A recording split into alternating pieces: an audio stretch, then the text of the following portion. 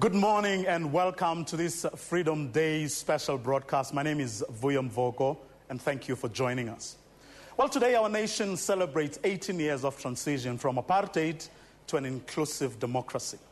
April 27 commemorates the day in 1994 when the first democratic election was held in South Africa. The theme for this year's celebration is working together to promote unity in diversity. And as is customary, Freedom Day celebrations are taking place at the Union Buildings in Pretoria. And that's where my colleague Tammy Dixon is joining us from. Good morning, Tammy, and what do you have in store for us this morning? Good morning to you. Thank you very much and welcome here at the lawns of the Union Buildings in Pretoria, where the 18th celebrations of our freedom are currently underway. The proceedings have already started, as you can see on your screen there. There is now a 21-gun salute that is going on, welcoming the President of the Republic, Jacob Zuma, who is already on the podium.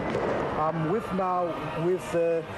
Brenda Nosipo Baba, who is going to help us to understand better what is going now on with the soldiers and the Air Force, together with Xolani Ndlovu.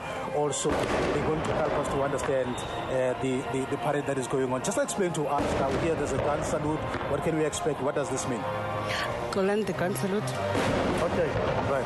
Currently, the Commander-in-Chief, President Jacob Zuma, has entered with entourage. Now we have a national salute by the National Ceremonial Guard, as a guard of honor, with a mass band.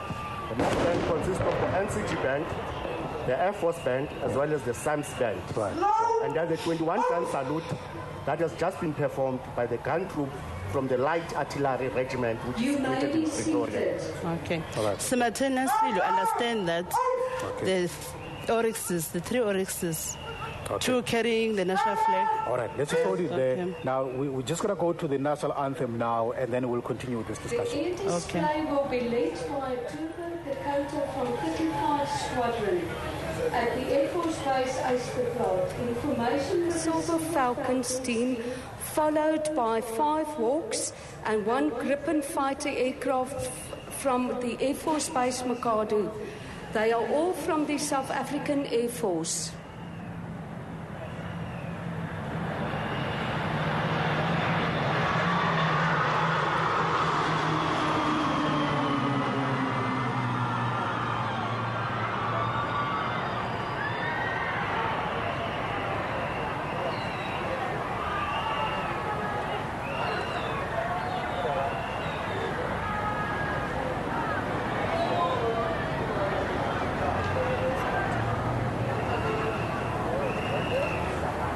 Ladies and gentlemen, the Hawks will now fly from west to east, followed by the Silver Falcons from the east to the west.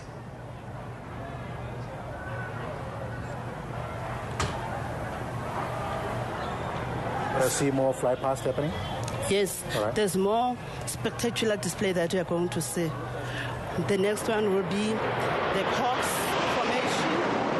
The Hawks is a combat trainer, which is based at Air Force Base Makado at 87 Combat Training School. Right. Then after that, you'll get a Gripen flown by Major Matebula. Right. Yeah, it's also from 2 Squadron, Air Force Base Makado. Right. He's going to do a spectacular display. Thereafter, the Hawks will come back again because they've flown now from the north direction, as you see, to the south direction. Right. They'll come back and then reposition and fly towards from north again, make a spectacular break.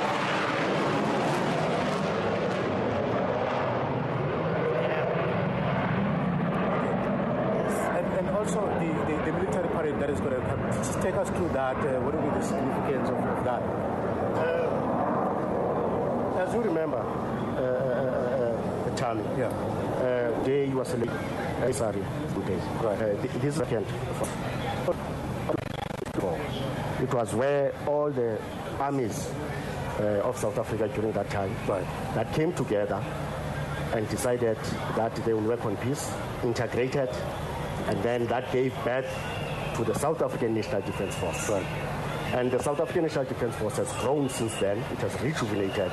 It is what we have seen today, that it has displayed this colorful military ceremony parade. The National Ceremonial Guard itself, it's commanded by Lieutenant Tenga, and the Master Warrant Officer RSM Arnoldas, and his second in command is Major Leroux. Whilst the 21-gun salute that gave us the troop, it is commanded by Captain Mahabane with Sergeant Shumai. Right. This is the kind of display. This is the kind of discipline.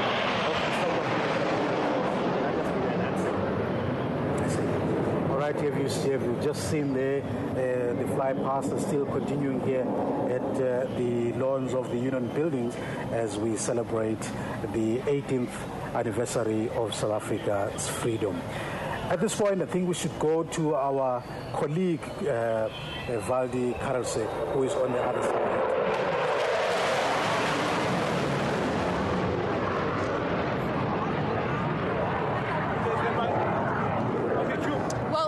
Hi, Tommy. I'll be coming to you just in the shadow of the Union Buildings, out on the fields here, on the lawns where people have gathered to enjoy the official celebrations. As you said, we heard the 12-gun salute. That caused a little bit of excitement and fear among the crowd here, but they seem to have settled down now. They're getting ready to, of course, hear the speeches from the podium, but we're also looking forward to national orders tonight. This will take place at the Presidential Guest House a little bit later on. And the national orders are, of course, the highest award that the country gives to individuals, both here and abroad. You can hear the jets are still causing some excitement behind me. They're still flying past. People really enjoying the show. The display of military power here is something that they're not used to, and they're very, very excited about it. These are, of course, the Grippins and the Hawks flying overhead as part of the opening of the official celebrations. As I said, we still have the national orders to look forward to. Among the individuals nominated is, of course, Johnny Clegg for his contribution to music, as well as the press ombudsman, Joe Tlowe. But we'll have more and a whole lot more for you a little bit later on. It's back to you for now, Tommy. Thank you very much, Valdi. Quite a spectacular, very spectacular display we see here. Nosipho, tell us about how long does it take to train those officials to be able to perform such a spectacular display? Okay. Firstly, the Air Force recruits them from matric. When they pass their matric results, meeting the requirements, they enter the Air Force. They go into basics for 6 months at Air Force Base Gymnasium. Right. From there, they go and do officers forming, and then they become candidate officers. Right. Then they go to Central Flying School, which is at Air Force Base Langebaan, where they start with their with their flying training, pilot training. On completion of that, they go and do their solo flying. Completing that, then they are commissioned at Staff College. So these are that whole process takes about 2 years to train a pilot. Right. Yes. Right. Can I go there just as an ordinary person? Your age, one of our requirements is the age. It does not allow you can't. Is it? At your age. It's from 18 years to 22 years. Oh, is it? Yes. Okay. It's age restricted because we want young blood. Oh, okay. Because they must be medically fit and all other requirements for the Air Force. Wow. Yes. Earlier on, you talked about the transformation of the South African National Force. We know the history that it had to integrate all the liberation forces at the time when we were still fighting for the freedom. How's that process have gone? Has it been a smooth process? Has it been completed right now? Tammy, I say from what you saw just now, I think it confirms that the South African National Defence Force has moved forward. From the integration itself, the rejuvenation process that is still continuing.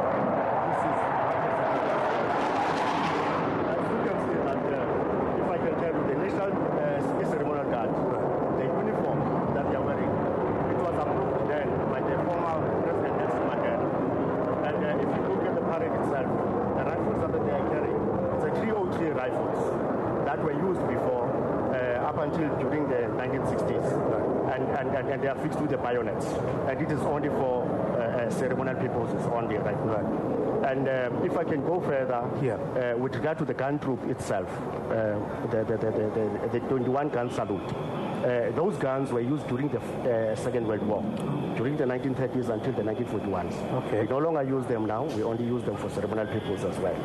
And the light artillery regiment is from Potchefstroom, and there are only 6 of those crews currently. Right. One is situated here in Pretoria, one in Potchefstroom, one in Cape Town, another one in Durban. Right. Okay. Let's take a listen now to the March Band as it is about to begin its performance here at the lawns of the Union Buildings, celebrating South Africa's 18th anniversary of its freedom.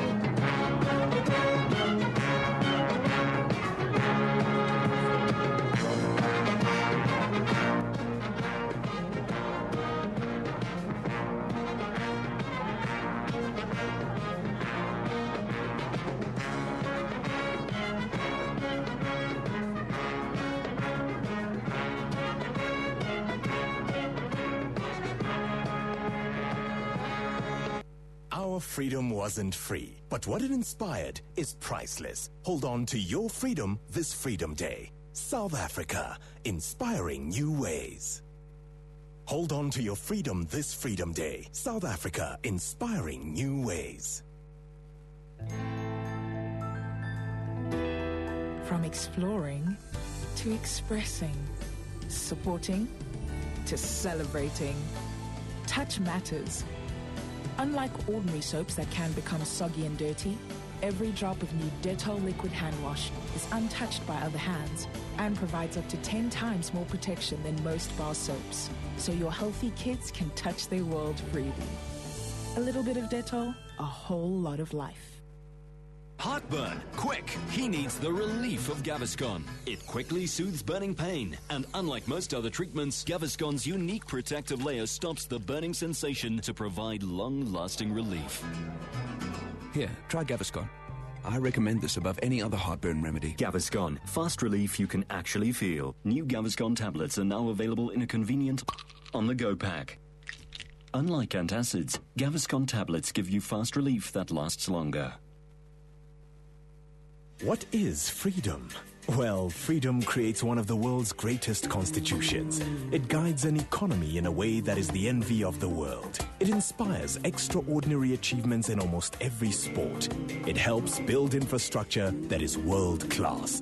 Our freedom wasn't free, but what it inspired is priceless. This Freedom Day, let's remember what we've achieved and play our part in building on it. South Africa, inspiring new ways. Of all my friends, I thought I would be the last one to suffer a heart attack. But this didn't mean the end of things that I enjoy doing. My doctor told me that Disprin Cardio Care could reduce my risk of having a second heart attack by up to 32%. Speak to your doctor about using Disprin Cardio Care as part of your daily regime. Disprin gets you back to life. Heart disease affects 1 in 4 South Africans who often feel they cannot live the active lives that they used to. But with the right diet, exercise, and the regular use of Disprin Cardio Care, you can reduce the risk of having a second heart attack by up to 32%. Ask your doctor how Disprin Cardio Care can help prevent recurrent heart attacks. Disprin gets you back to life. Whenever pain occurs, try Nurofen. Nurofen goes straight to the source of pain and works precisely where it's needed to deliver effective relief you can rely on. Nurofen, targeted relief from pain. What is freedom? Well, freedom creates one of the world's greatest constitutions. It guides an economy in a way that is the envy of the world. It inspires extraordinary achievements in almost every sport. It helps build infrastructure that is world-class. Our freedom wasn't free, but what it inspired is priceless. This Freedom Day, let's remember what we've achieved and play our part in building on it. South Africa, inspiring new ways. Heartburn, quick! He needs the relief of Gaviscon. It quickly soothes burning pain, and unlike most other treatments, Gaviscon's unique protective layer stops the burning sensation to provide long-lasting relief. Here, try Gaviscon. I recommend this above any other heartburn remedy. Gaviscon, fast relief you can actually feel. New Gaviscon tablets are now available in a convenient on-the-go pack.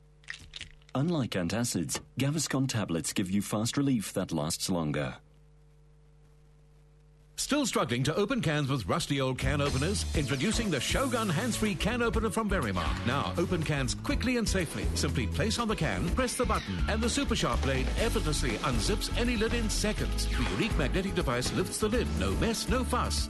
Edges are smooth, not even this balloon will pop. The specially designed micro wheel automatically guides the blade around corners. It's perfect for small, large, even square cans. Any shape, any size. Get your Shogun hands-free can opener now from your nearest Verimark store. Hold on to your freedom this Freedom Day. South Africa, inspiring new ways.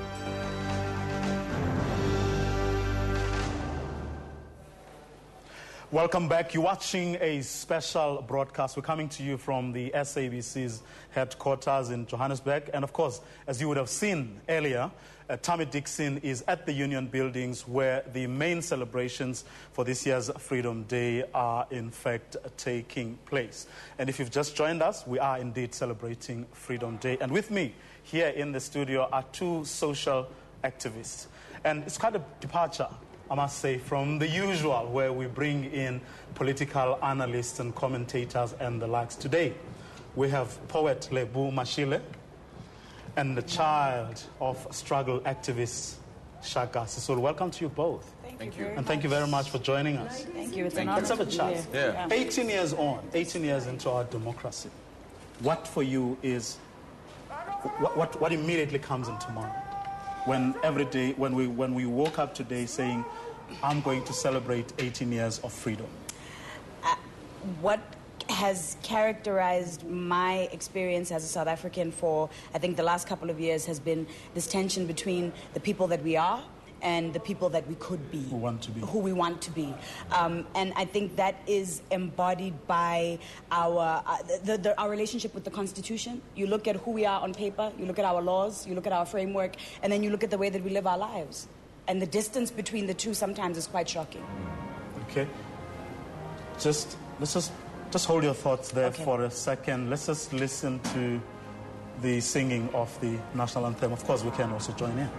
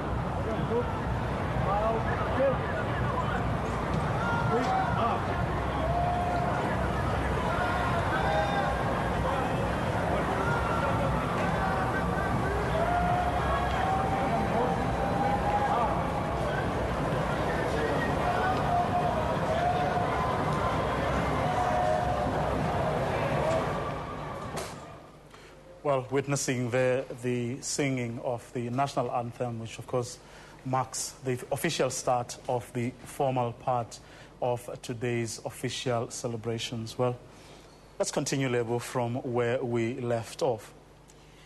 My fear is that young people will lose sight of the tremendous responsibility that rests on our shoulders. I had the privilege of listening to Minister Malusi Gigaba speak 2 weeks ago in Port Elizabeth at an event, and he was saying that right now there's no dangerous gunman standing in the corner ready to kill you. I mean, maybe that's kind of debatable, but he's saying that the visible, violent threat of apartheid is over. The struggle that we have now is far more complex. It's far more sensitive. It's far more delicate. And that struggle rests squarely on the shoulders of a generation that in many ways lacks the understanding of history, lacks the insight, lacks the sensitivity to be able to perceive of that struggle. And for a number of reasons. We are being marketed at, we are being sold everything all the time. We are being told that we are consumers first, that we're people second. So there's a deliberate agenda to dumb down this particular generation. And the consequences of that, I think, are going to be incredibly far-reaching. I'm excited about what the digital space offers, the kind of conversations that we can create now as a generation. If we can set an agenda, then we can begin to shift things. Okay. I'm going to bring you in here, but before I bring you in, I just want to quickly go to Tammy Dixon, who is at the Union Buildings. Over to you, Tammy. The parade has done its work. We see them now. They are marching out of the lawns, and the President of the Republic, the Honorable Jacob Zuma, has also taken his seat, and we are now about to see the cultural parade entering the lawns, and after which then the messages will then be read by various speakers that have been invited here today.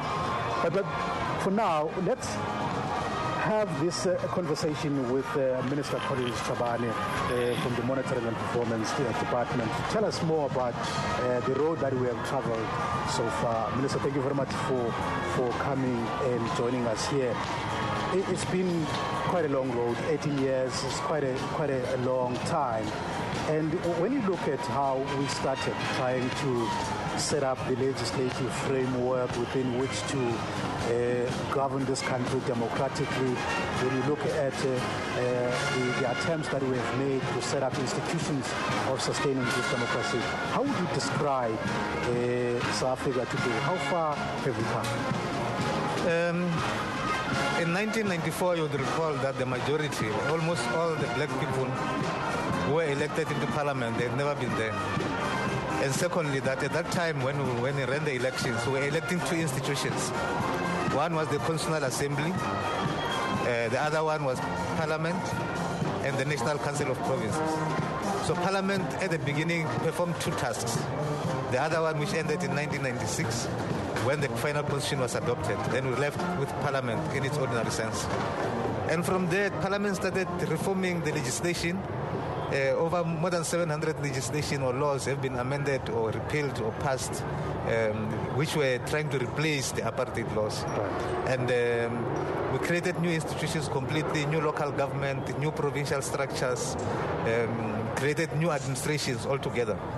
So it has been quite a difficult task, but we are happy that today we can speak as a nation, right, all of us. You would recall that in 1910, the two Boer republics and the two British colonies were brought together to form the Union of South Africa. Right. And in 1961, on the 31st of May, South Africa was declared a republic. It was only in 1994, after the country has been further balkanized. You had Bantustans, about 10 of them. You had the provinces and the national, what used to be called South Africa then. To putting these institutions together and to build a new nation has not been an easy task. Right. We are not there yet, but we think we've made significant strides. Right. Let's talk about the other element that was also key when our democracy started way back in 1994, that of uniting this country, remembering that, of course, we were a divided nation as a result of the apartheid system. How far have we come in uniting the people of this country? we have done. We can only do that on the basis of scientific assumptions, which may be missed, but in the case of the African society, coming out at one is to be threat of it to identify themselves, either because of ethnic or language or regional. So, though we have managed to bring all these people together nationally to speak as one voice, but there's always a temptation in a diverse nation like us that people, when they're facing problems, would always want to drift back to that. And that's the challenge which we face, which I think as a nation we need to focus. So days like this help us to overcome as part of the building blocks to build that one nation. One of the issues that have become quite clear each time South Africa celebrates national days is that there's a section of our society that doesn't seem to see these national days as being part of their own lives themselves, being South Africans, particularly white people and so on. You hardly see them attending such events. And what efforts are you making to ensure that these events become inclusive?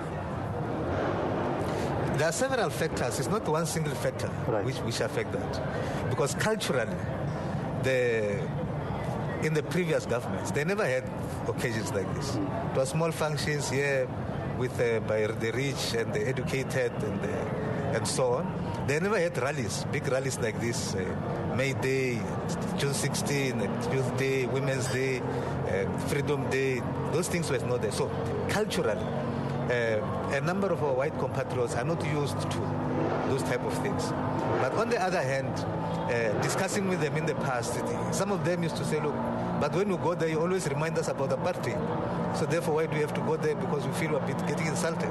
So there are quite a number of factors which affect that. And that is why since 2009, when we came into office, when President Zuma came into office, he said our national days, all of them must be celebrated together by political parties who are in parliament. Right. So all of them are invited. They're in the program here. They're supposed to address the people. Right. That is one of the building blocks to try and bring the constituencies, which under normal circumstances would not feel comfortable in sitting in occasions like this. Right. But we hope it takes a long time. Yeah. This nation has been, this country has been balkanized for a very long time. People have been divided for a very long time. And it was just not an ordinary division. It was a division which was very hostile, where people died on both sides. So to bring them together is not going to take 18 years, right, because it's a work which happened over 300 years. So we'll have to be patient with each other. I hope one day they'll be able to come together, next generations. Just lastly and briefly, Minister, in terms of the social, economic challenges that are still facing South Africa right now, we've seen poverty in the country quite deepening, inequalities, and there's also a sense that people are losing hope because of unemployment and so on. What is it that government can say in terms of how we have been able to address these social challenges? The first thing I would like to say is that South Africa has got one of the disadvantages. If you look at the past, we had two nations in one place. One which behaved like Europe, and the other which will be relegated to be like colony, like any other African country. But we didn't have contact with any other African. So the only thing we know is what we know, what we have here, and what we see. Now, our envy as black people is to see ourselves like Europeans. We know very little about other African countries and the challenges which they're facing. Now, we've made significant strides to try and overcome the social ills which we have. Give me few countries who provide houses free of charge to their nation. They're not there. Free basic electricity, free basic water, free basic this, free basic social grants, child support grants, social grants. In other nations, when you tell them that we're building houses for our people for free, they say, what? What is this thing? Is it possible? Right? And these things our people don't know. They think every nation provides. It's not every nation which provides it. In fact, we are unique ourselves to have done that. We're putting a lot of resources. We have identified those challenges. We are now fighting unemployment. If you look at our stats, in terms of provisions of water, provisions of electricity, provisions of sanitation, we have not reached 100% coverage.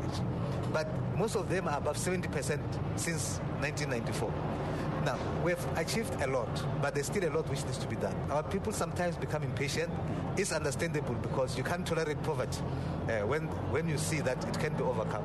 And therefore, we are not impatient with our people. We need to understand that there are challenges which they are facing, and that is why we're facing on job creation, because it's only when we've overcome the issue of jobs that our people can be able to for themselves to make what their life should be.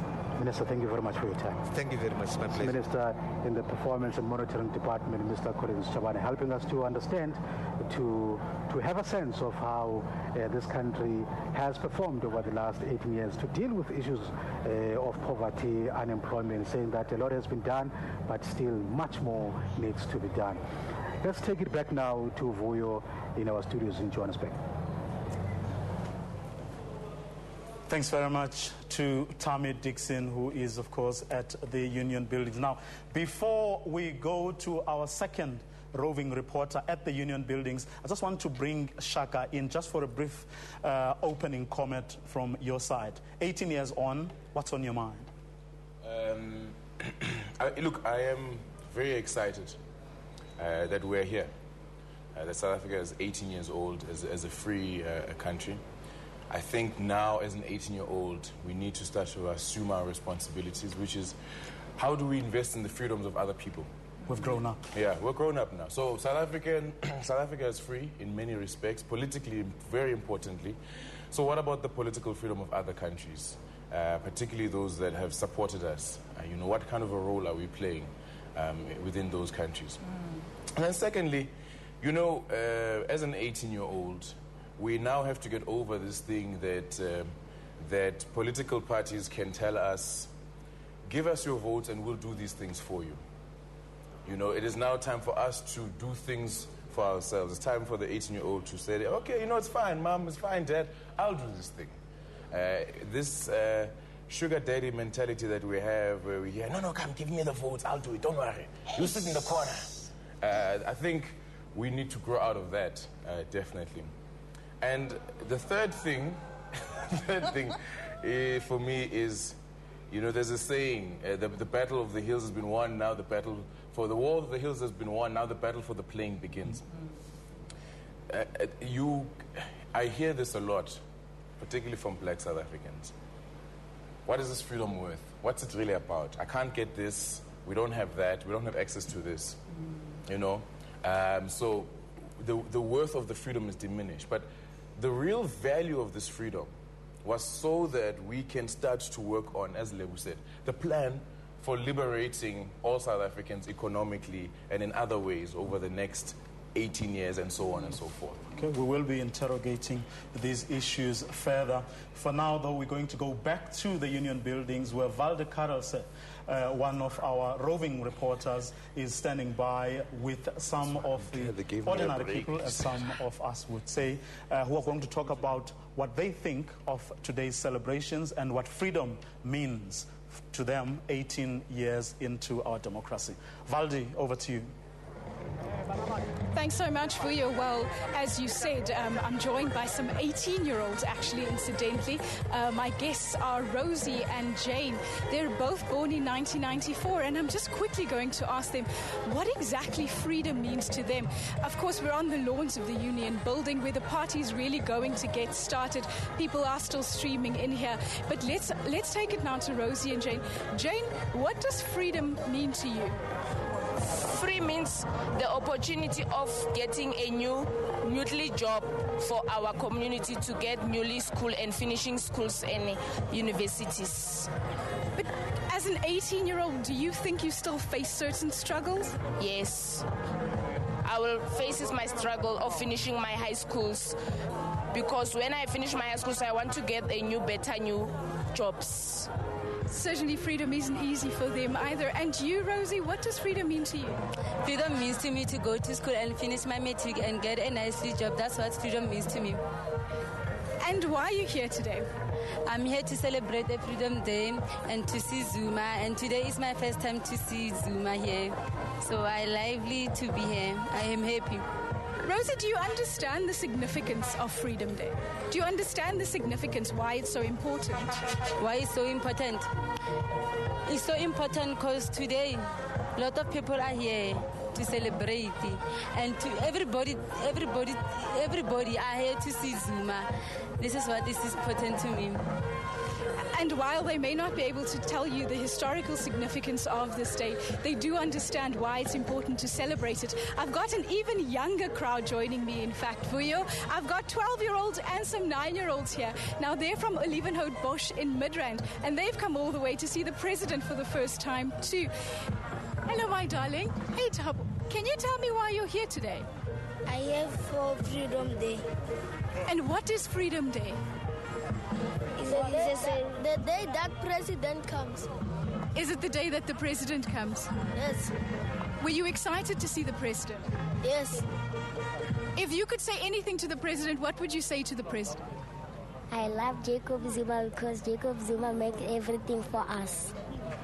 Well, there you have it, Vuyo, from the mouths of babes, telling us that Jacob Zuma means everything to them. It's back to you. Thanks there to Valdi Karose, talking to young people who are there, of course, to join the celebrations together with their families. Well, here in the studio, in case you've just joined us, we have Lebu Mashile, poet and social activist, as well as Shaka Sisulu.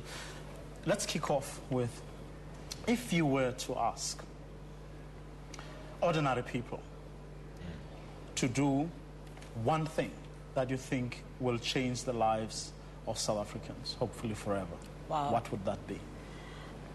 In other words, you say, let's forget for a second what government can do for us. If we're to mobilize ourselves as ordinary citizens of this country and do one thing that will make a huge difference in the lives of all of us, what would that be? Fan-flippantastic question. I think the hardest thing about freedom is knowing what you want. Because in order to know what you want, you've got to know who you are. And in order to know who you are, you've got to accept where you've come from. You've got to be self-critical, self-analytical, self-reflexive. And I think that is the step that we are missing in our society. We are very good at engaging with broader historical narratives, but our own personal historical narratives, claiming those, taking responsibility for those, that's the next layer of struggle, the personal, in-depth struggle. I would love to see a more individually introspective society. Okay. Shaka? You know, it's, in every one of our cultures, around the age of 18, some cultures even younger, you know, there's something that happens. There's a coming of age. And when in that process of coming of age, there's an expectation. And when you come out on the other side, there are certain ways that you behave. There are ways that you behave in society, in the community. There are ways which you relate to your family.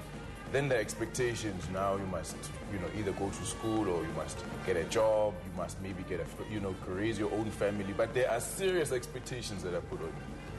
I think it's for 18-year-old South Africa, what I would love to see is everybody giving deep thought to what is this huge expectation what is this big thing they can do? What's this huge, job that they are going to undertake for South Africa, for the South Africa of the future? I mean, what for you are some of the most annoying or distasteful things that people tend to do, those things which presumably you would want us to sort of let go of as an 18-year-old democracy? And we're talking still at an individual level, the things we see ordinary people do. I think we live in a sea of denial as South Africans. I think we live in denial about a lot of our behaviors. There's who we are when we're sitting in the living room, and then there's who we are in the bedroom and in the kitchen.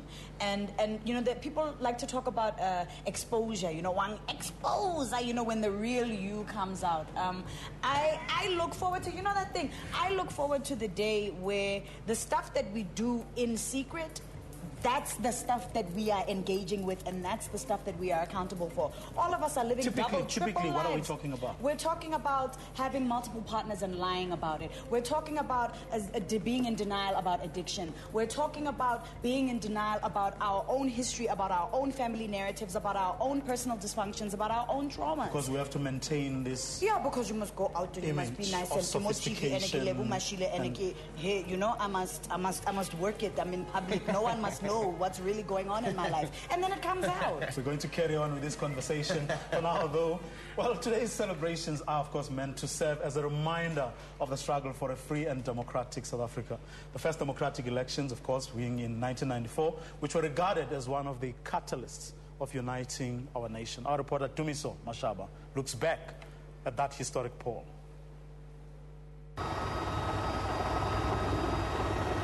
The experts told us that it is impossible to organize a national election in the period of 4 months that we were given. They said you would need 18 months, preferably 2 years to do it.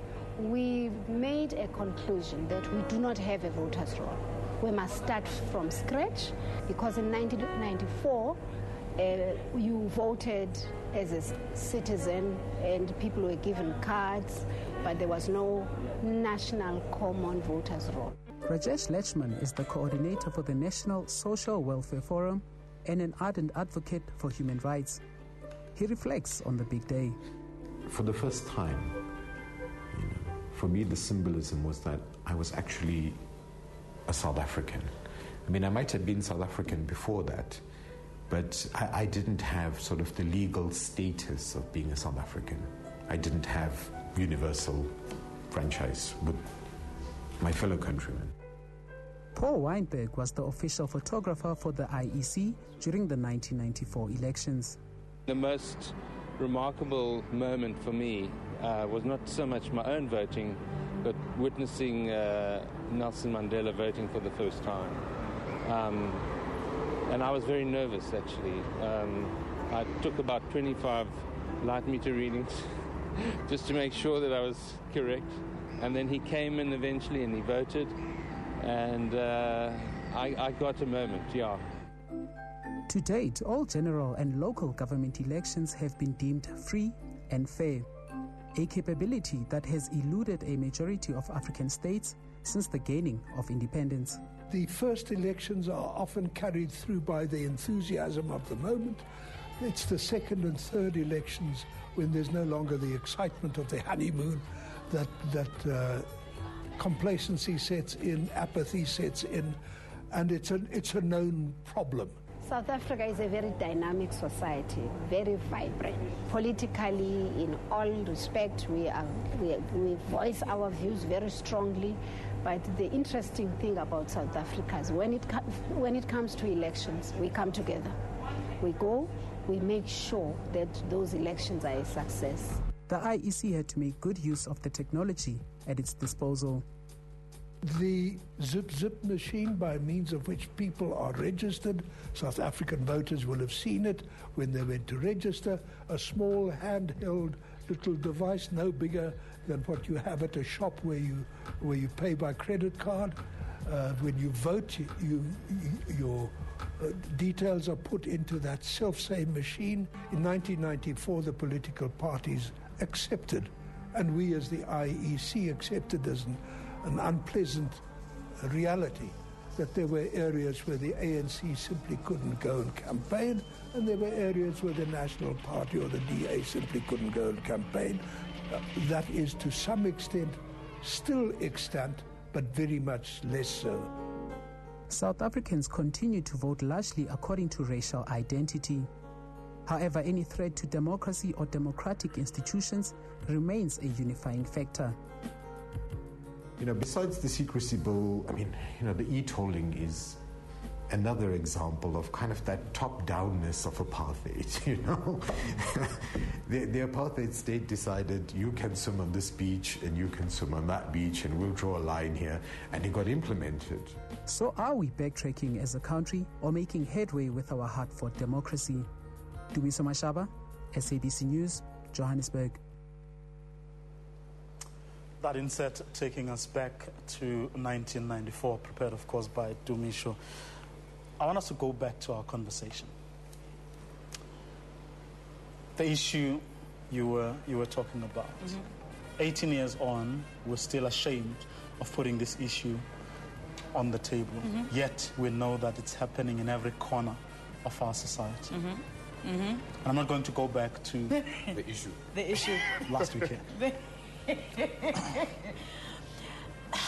I think my fear is when you have an entire generation that has come of age in a period of time where HIV/AIDS has been a pandemic, and we have not seen a huge scale of behavior change. You know, I've grown up, I've been sexually active in the time of HIV, but I look at the choices that I've made, I look at the choices that people I've loved have made, I look at the choices that people in my community have made, and it seems like our choices have not been affected by the kind of information that we've been exposed to and the things that we've seen in our families, the people that we've seen die. So there's something at play, you know. If our level of denial is so deep that we cannot fundamentally love and protect ourselves and love and protect the people that we love, the people that we are with every single day, then we're a society that's at war with ourselves. So, Shaka, do you think that the issue of multiple partners, which is a reality in South Africa, is something that should be put on the table? Look, I mean, I think it is on the table. It's on the table every day. I don't think it is. I think the way we refer to it, I mean, it's almost like grudgingly because some incident has happened, or let's say the president got married, right? And then we sort of very briefly talk about that, but we are refusing to put this issue family on the table, and we know for a fact that some of us actually want to do this thing. So, okay, great. So here we are putting it on the table. Yes. Now what? You know, the thing about the idea that we put things on the table and then suddenly it miraculously will change, I have a problem with that. I think that we need to look a bit deeper. But I don't think that's what Labour was saying. I don't think that's what you're saying. I'm saying that's the starting point. We have to admit to ourselves who we are.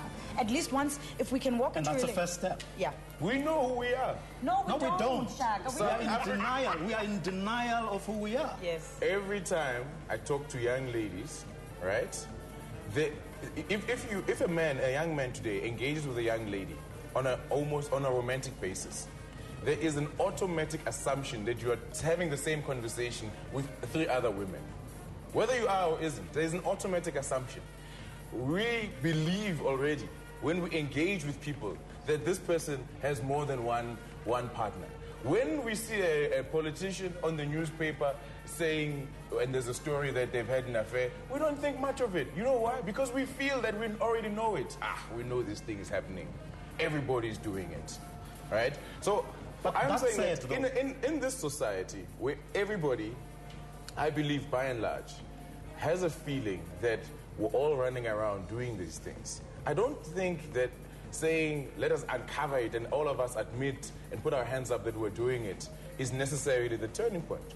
Maybe it is. I don't necessarily think it is. Then why are we so incredibly judgmental towards the president? The president is on the table. Whoever is going to fall in love with the president knows exactly what they're dealing with. You can't say the same is true of everybody else.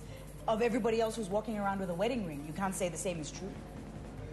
The assumption is there, but the facts are not there. If the facts were there, then it puts people in a position where you can say, this is what I want, or this is what I don't want. And if this is what I want, then these are the parameters that I'm willing to create and to protect. And there's an element of hypocrisy in this. Yes. Because for those of us who know, as a matter of fact, that I'm not saying it's everybody, and you may well be right, that the assumptions could be wrong, but certainly in certain cases, but not in all cases, a lot of people live the way of multiple relationships.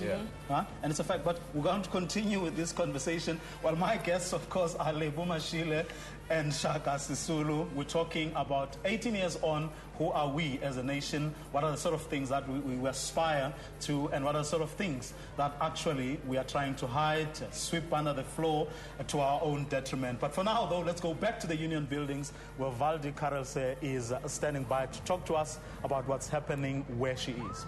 Valdi. I certainly have the best spot today, Vuyo. We see the parade coming through here on the Union Building lawns. We've seen Zulu dancers, Tswana dancers. We've seen ladies in beautiful saris. It's really a celebration of South Africa's rich history and cultural diversity. There's been old and young taking part in this parade, providing a visual feast for the people who've come to Union Buildings. I'm actually just going to speak to one of them. If you'll just follow me over here. What's been the best part about the celebrations for you so far? What's been the best part of the celebrations for you so far? What have you enjoyed the most? I enjoy because there is many things I learn here, and I'm happy because I'm in a freedom, and especially the freedom to go to school, many things. You appreciate what this day is about. You understand the importance. Yes, I understand the importance because of Nelson Mandela Rolihlahla was fighting for us to be, to live a healthy life as right now. If you could see one thing change in the country as a young person, what would that be? What would you want to change? We want to change young people to be like Nelson Mandela, many people, and then like the teenage pregnancy, stop it, the drug abuse and alcohol. Yes. And so why are you here today? And first time in my life. And Freedom Day, what's the significance to you? Freedom mavona swi ku na ku cinca na ku lava ku ri khale hi nga ta tshama ndhawu to fana letiwani a ku ta kumeka ri va ku ri vanhu va nhlonge yo karhi mavona se sweswiwani hi kota ku hi hlangana hinkwenu hi tsaka mavona mhaka kahle ngopfu ka mina. Vuyo, people here, of course, celebrating Freedom Day, commemorating it, but also understanding that there are still struggles in a free and democratic society, struggles that the youth now have to overcome. It's really loud by me as this parade makes its way past, but there's still a lot of celebrations to look forward to here on the lawns of the Union Buildings.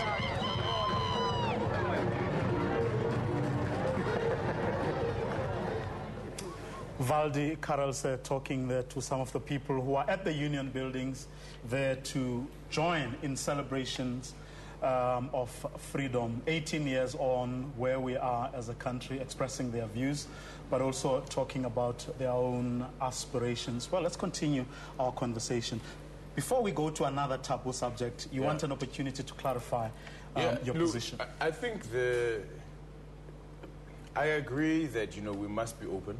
But I think the issue of focusing on our actions as a manifestation of what's happening inside detracts from that. I think a lot of South Africans are not whole.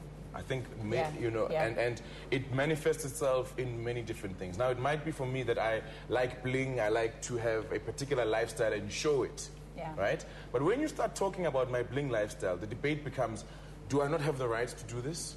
Or can I not show it?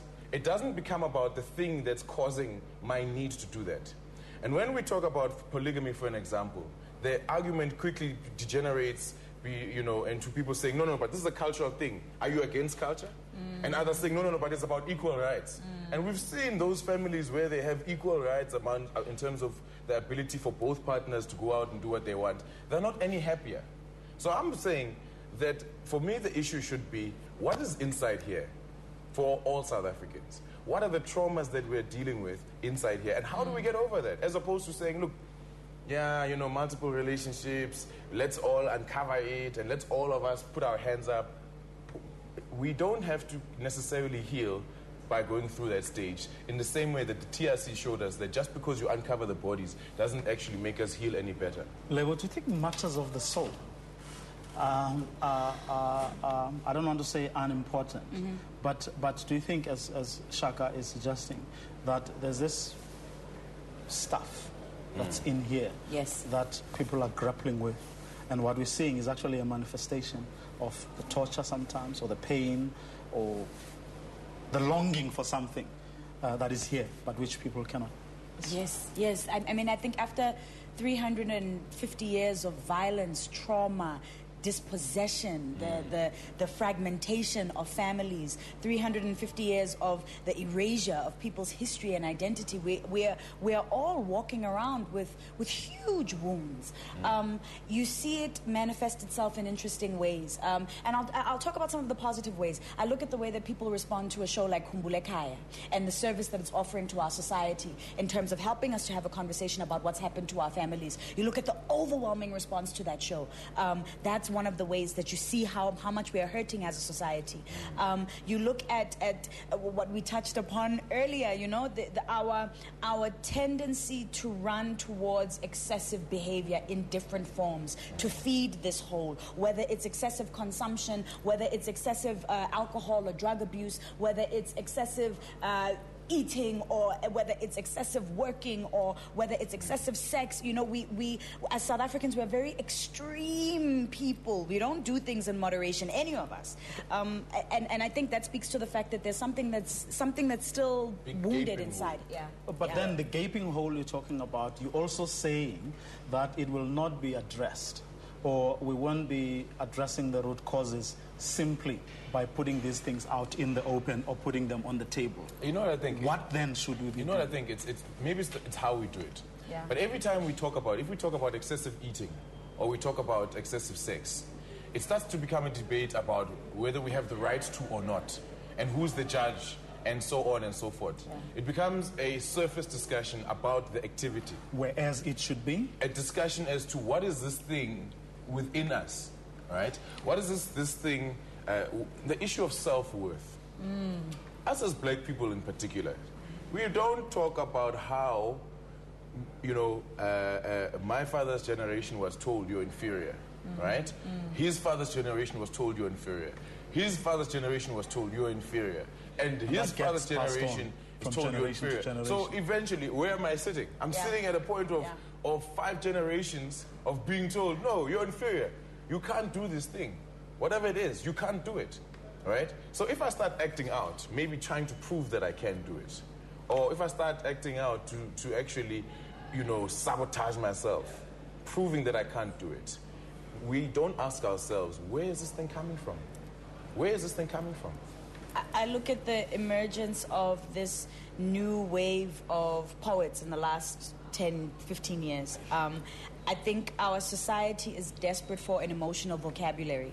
We don't publicly know how to name emotions. I am happy, sad, hurt, confused, overwhelmed. I am scared. I am excited. I am anxious. In our society, you are allowed either complete and total bliss, hey, humnati, we are partying, or you are allowed rage. Those are the 2 public emotions that we are allowed to display. This whole terrain in between, we don't know how to name. And that says volumes about what we've had to suppress, as Shaka spoke about, for many generations in order to survive.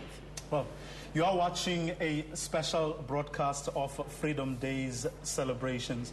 And if you just joined us, we're coming to you live from SABC studios in Auckland Park. But we also have a healthy presence at the Union Buildings, and that is where the official ceremony is being held. And that's where, of course, later on, President Jacob Zuma will be delivering a message to the nation about freedom 18 years on.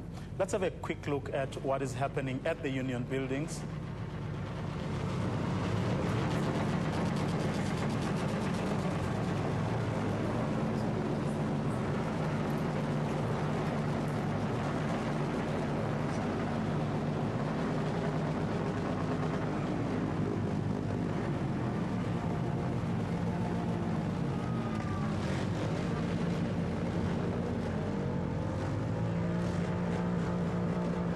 To your freedom this Freedom Day. South Africa, inspiring new ways.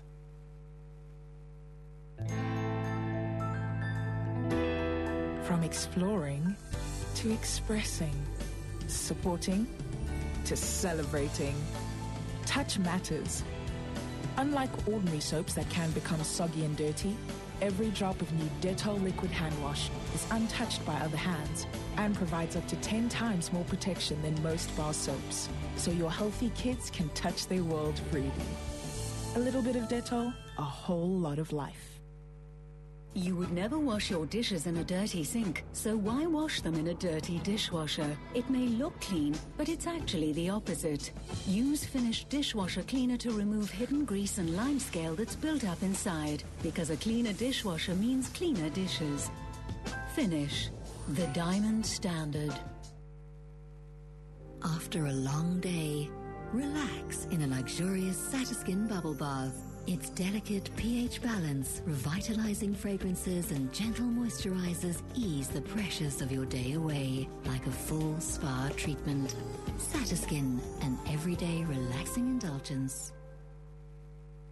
Sure, you better soak this back pot. It's okay. I'll just put everything in the dishwasher. It's never going to clean that pot. Of course it will. With a Finish tablet in my dishwasher, I get perfect results every time. Look, it's spotless. Get 40% off a Bosch dishwasher, available at leading retailers for an amazing price of $2,899. Finish, the diamond standard. I'm going to get myself a dishwasher tomorrow. Whenever pain occurs, try Nurofen.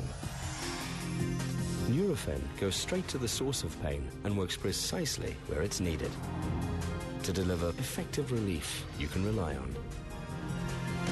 Nurofen, targeted relief from pain.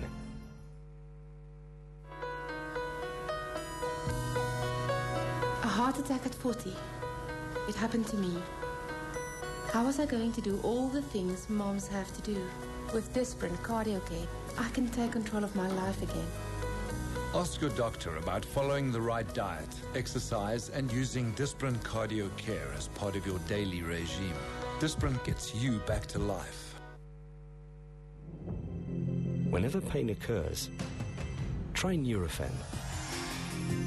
Nurofen goes straight to the source of pain and works precisely where it's needed to deliver effective relief you can rely on. Nurofen, targeted relief from pain. Health gives us the strength to discover more new places, to take care of the people we love, and to reach the dream we dream. Your family's health starts with you and the things you do every day. That's why every drop of Dettol is designed to keep everyone healthy, so that you can totally focus on your life adventures. A little bit of Dettol, a whole lot of life. Heartburn, quick! He needs the relief of Gaviscon. It quickly soothes burning pain, and unlike most other treatments, Gaviscon's unique protective layer stops the burning sensation to provide long-lasting relief. Here, try Gaviscon. I recommend this above any other heartburn remedy. Gaviscon, fast relief you can actually feel. New Gaviscon tablets are now available in a convenient on-the-go pack. Unlike antacids, Gaviscon tablets give you fast relief that lasts longer. Hold on to your freedom this Freedom Day. South Africa, inspiring new ways.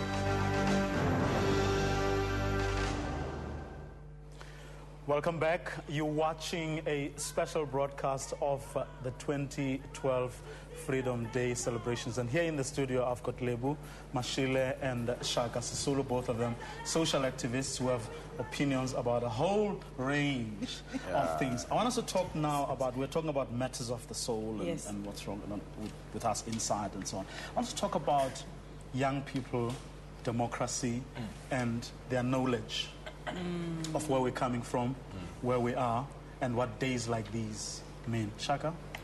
Yeah, you know, it's interesting to see all the young kids The youngsters were talking earlier. Yeah, one goes see the president, one goes see the president. And, you know, in all of the controversies the president has faced, we'll forget that 18 years ago, he was an ANC leader in KZN. He had his own house burnt down. His house was torched, right? In the violence that was endemic at the time. We will forget that in this very year, you know, we had the AWB invasion of Bophuthatswana. because Bophuthatswana as a homeland decided they were not going to come into South Africa, and they were going to defend that right of Bophuthatswana to not do that. People died, 3 AWB guys died. We all thought, hey, we're on the brink of civil war. We thought the same thing when Shell House was attacked by IFP guys, and IFP, I think it was 20 people from IFP members were killed. It was a time of bloodshed. And anyone who looks back and actually pieces all those pieces of violence, there was violence on the trains, we thought each and every part of the country was going to try and split off and go in its own direction. Anyone who looks at South Africa today, you can hardly fathom that this is the same place. That we can actually, even though we'll argue, that we can actually sit together. We have guys who are common enemies, deep enemies then, are now in business together, right? So that period, that point, that turning point, where we had our first democratic election and everybody joined the party, everybody got on board, is so significant given the completely divisive history of South Africans and the completely violent history of South Africans. Lebo, what are the sort of things that we should perhaps be doing, that we're not doing or we're not doing much of these days, that can actually help in reigniting that spirit, making people not to forget where we're coming from? Because, as I think Shaka rightfully saying, there's a lot that we're taking for granted. And yet, if you just cast our minds back 18 years ago, on the eve of the election, where the incidents, some of which he is mentioning, it's clear, it's apparent to me that we are taking a lot of things for granted. Yeah, there's a young girl who tweeted me and Shaka just now and said, I'm muting you guys for the day because you've only got positive things to say about today and I'm not on the same page. And that really hurts. It means that a lot of young people have been failed because our public conversations have not integrated these stories into their lives in meaningful ways. It means it's not being taught in meaningful ways at schools. It's not being taught in meaningful ways in the media. We're not creating conversations that young people want to engage with. And it's sad because they are swimming in the psychological and spiritual residue of all of this. It's part and parcel of who they are, whether they know it or not. I would love to see memory banks in South Africa. I would love to see environments, either physical or virtual environments, where people can walk in and say, this is my experience of apartheid. In my house, on such and such a day, to my grandmother, to my grandfather, or to my cousin, my sister, myself, this is what happened. And have a place where these can be housed, where they exist. Because otherwise these narratives are, they get suppressed. There's a deliberate agenda to erase these narratives right now, and I don't think that that's something that we should gloss over either. It's an inconvenient reality for a lot of people, and that's part of the reason why particularly black middle class kids feel this extreme disconnect to this history. But what do you say to someone who says, but there's really no point, or it's a bit self-defeating perhaps to go back to those incidents or to take people back, especially our young ones, given that they were not part of that history. They were not even there. So why infuse them with negativity? Why infuse them with things that they don't need for their own future's sake? For one thing, today a lot of us might feel that the government has failed us. And in many respects, there are things that could be done better, that could have been done better. Many respects. But when we think about just a simple statistic, in 1994, the entire GDP of South Africa then, right, is equal to what we spend on grants and subsidies today. That when people think about South Africa like that, we start to realize, no, man, what am I so angry about? And where am I contributing? Because if you think about this, in these 18 years, our economy has grown to a point where what the government is spending on helping South Africans, even though it might not be enough, in fact, it's not nearly enough, but what the government is spending on helping South Africans is what the entire country was making 18 years ago. That for me says we have to remember where we come from. Where we're coming from. We are going to continue with this conversation. For now, though, we're going back to the Union buildings where Valdi Karels is standing by. Over to you, Valdi. Thank you very much, Vuyo. As you saw earlier, a parade coming past just of celebrating the diversity of South Africa. The parade is done now, and all the focus has shifted to the stage. We expect President Jacob Zuma to deliver his address from here in just a few short moments. And then, of course, the party continues here on the lawns of the Union buildings. People are still streaming in. There's a few hundreds gathered on the lawn here, awaiting the President's address, which is the main feature of today. His message to the nation on Freedom Day, what they can expect, and what they have to look forward to. For now, it's back to you, Tommy. Thank you very much, Valdi, from the lawns of the Union buildings here in Pretoria. We've just seen an exciting cultural festival down here at the lawns of the Union buildings. People who have come in here to celebrate the 18 years of democracy in South Africa. With me now here in the studio is Dr. Somadoda Fikeni, who's going to help us to understand some of the issues that we've gone through as a country to be where we are today. Dr. Fikeni, are we free as this country? I think the institutionalized formal racism and apartheid has now been dealt with. What remains is the legacy in terms of the deep structural and systemic aspects of colonialism and apartheid. In other words, the apartheid geography is still very much with us. When you go to a black township, you know that the people who stay there are the people who are confined there. In the suburbs, you do have a mix, and also in the socio-economic ladder, in the main, you still have the very majority of blacks at the bottom of that socio-economic ladder. But strides have been made. Efforts are being made. Electrification spreading into areas where it used not to. Water provision, RDP housing, social grants, all those indicate the pushing back of some of the frontiers in terms of service delivery. Of course, as I said, the challenges in the social and economic front still remain. Right. So not everybody in this country is enjoying this freedom. Is that what you're saying? Exactly. Right. Because of the socio-economic challenges that are still remaining as the legacy of the apartheid system. People are free to go everywhere they want. Right. But they don't have the means to go everywhere where they want. Right. So that is why people expect more on the promises of liberation to become a reality. Right. And that is why the social and economic justice aspect is coming out sharply now across the social spectrum of the society. Right. But 18 years is quite a long time. Do you think that as we move away now from 1994, that memory of how this country was freed is fading away? In comparative terms, 18 years is a very short space of time.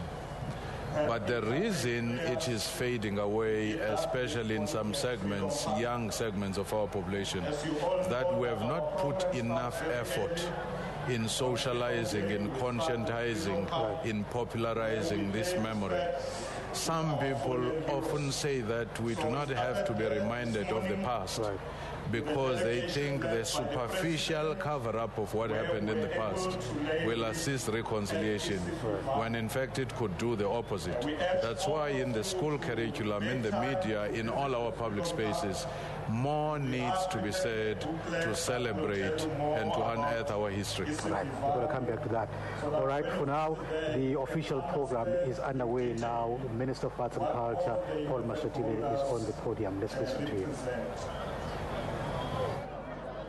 Ladies and gentlemen, without any delay, let me invite the Premier, Acting Premier of Gauteng, Honorable Mandla Nkomfe, to give us a welcome address.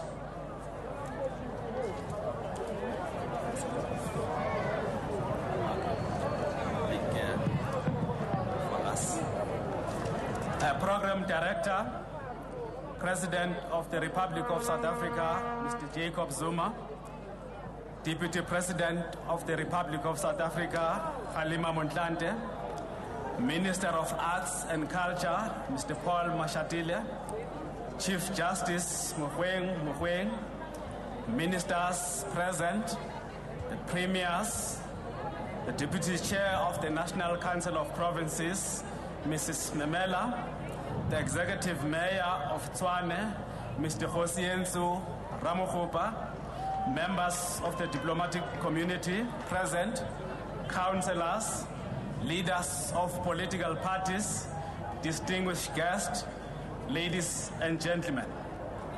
South Africa is no longer a caged bird.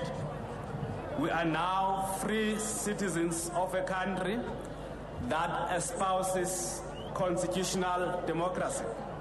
We live in a country that protects and safeguards the liberties of its entire people, regardless of creed, race, and status. Today, we gather here to celebrate the Freedom Day.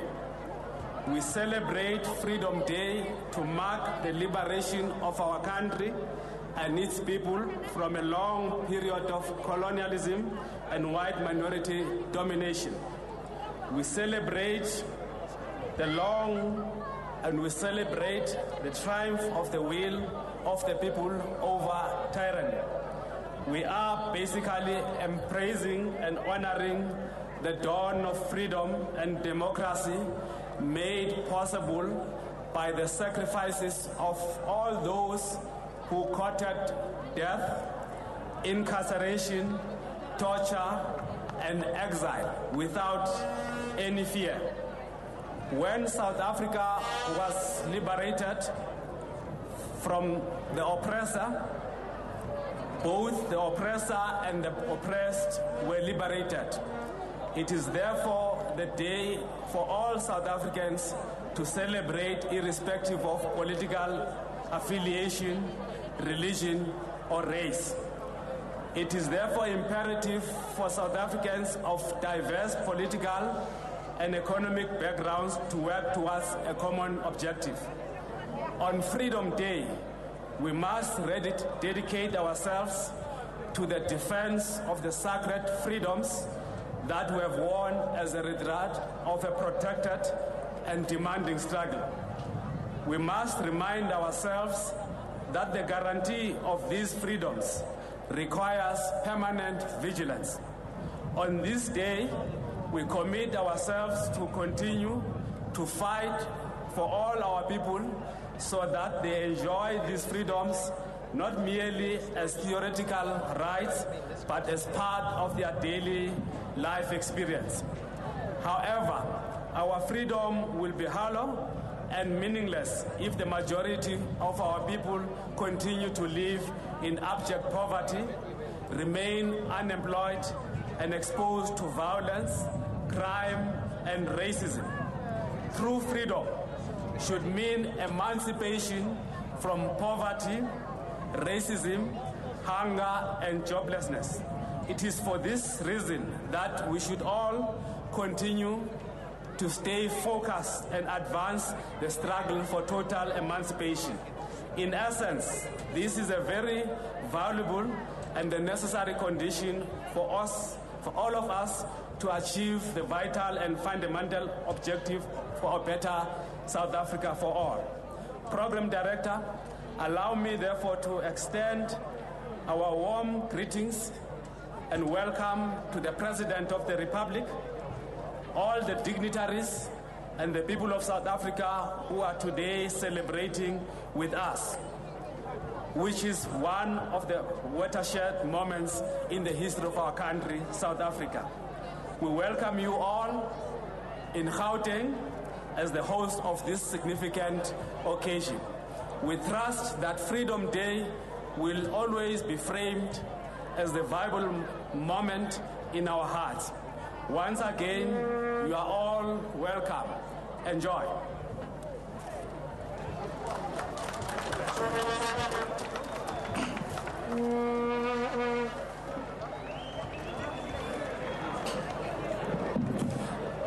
Ladies and gentlemen,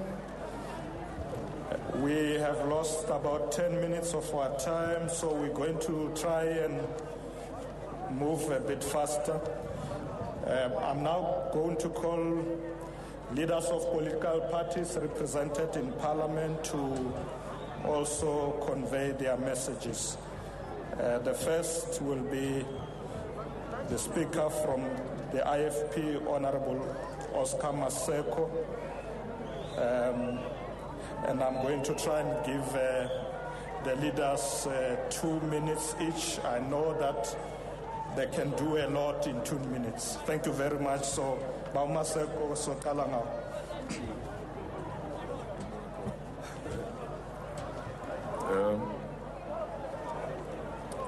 Our state president, Mr. Jacob Zuma, and our deputy president, Mr. Kgalema Motlanthe,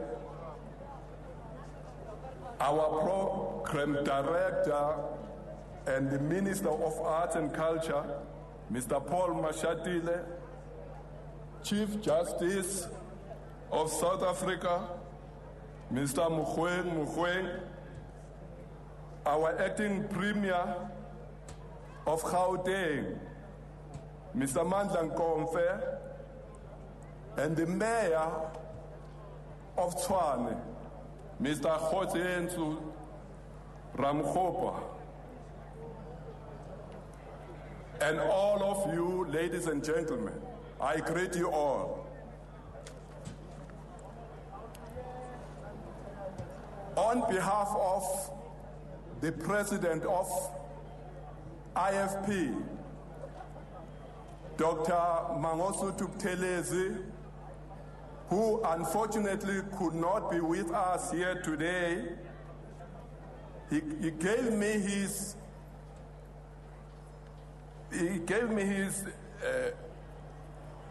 program speech that will be conveyed to you. The message of support from him is as follows.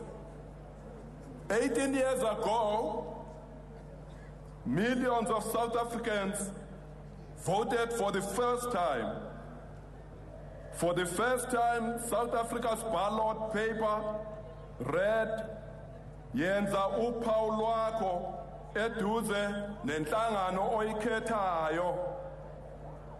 In 11 languages, we were asked to make our mark next to the organization we chose. Each vote held the same weight. For the first time, we were all equal. On that day, more than 2 million South Africans made their cross at the bottom of the ballot paper where the IFP's logo had been added just 8 days before elections. The IFP has waged the liberation struggle inside South Africa for 19 years. We had held more rallies under the banner Free Mandela than any other organization. We had blocked apartheid grand scheme to balkanize South Africa. We had steered constitutional negotiation towards decentralized power and empowered provinces. The 27th of April 1994 symbolized all we had been working for. But the IFP wanted the first democratic election to be more than symbolic. We wanted to ensure that the people's voice will be heard as a matter of principle between elections and not only once every 5 years. We pushed for commitment from South Africa's leaders to continue negotiating even after elections until we had properly dealt with the needs and aspirations of all our diverse peoples. South Africa received that commitment in the form of a solemn agreement signed by Dr. Nelson Mandela and the former state president, Mr. F.W. de Klerk. Sadly, history records that commitment was not honored. Instead, we forged ahead with building a new South Africa as though there were no outstanding issues to negotiate. At times, reality was sacrificed on the altar of national unity. 18 years later, we are left to judge whether all contentions disappeared over time or whether they still even silently obstruct our efforts to work together. The IFP believe it is time for South Africa to tie up the loose ends of reconciliation. Democracy should see the growing number of citizens coming on board with a national vision. If an increasing number of people fall away, no longer considering themselves role players or stakeholders. In the future, we forge ahead at our peril.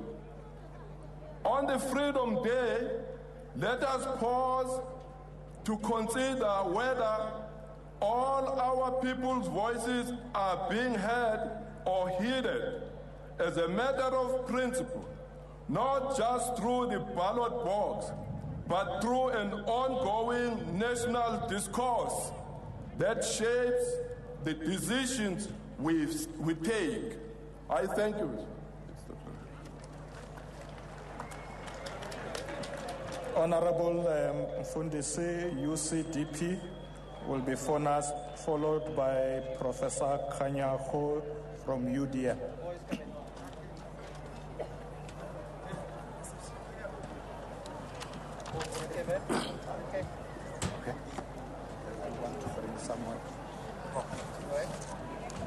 Just a minute, we would like to receive the President of Malawi, who's going to join us on the podium. Her Excellency, Mrs. Joyce Banda and Mr. Banda. I think Chancellor.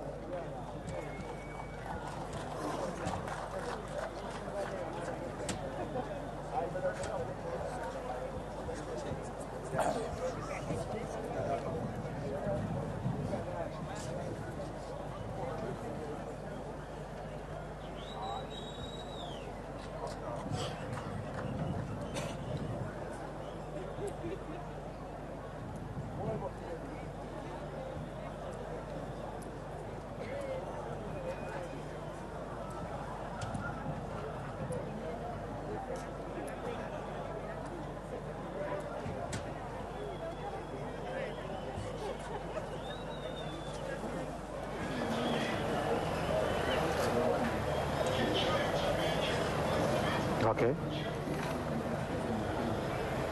Right.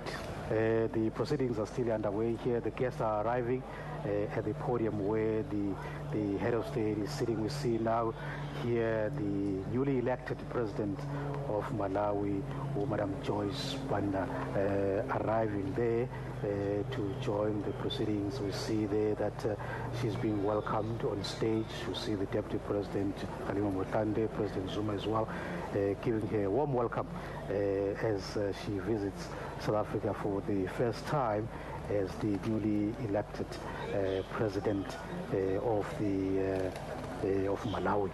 The program continues here at the lawns of the Union Buildings. We're listening to messages of support from political parties on this day as South Africa celebrates the 18th anniversary of its freedom. Celebrate with us I'd like to proceed with the speeches by political parties.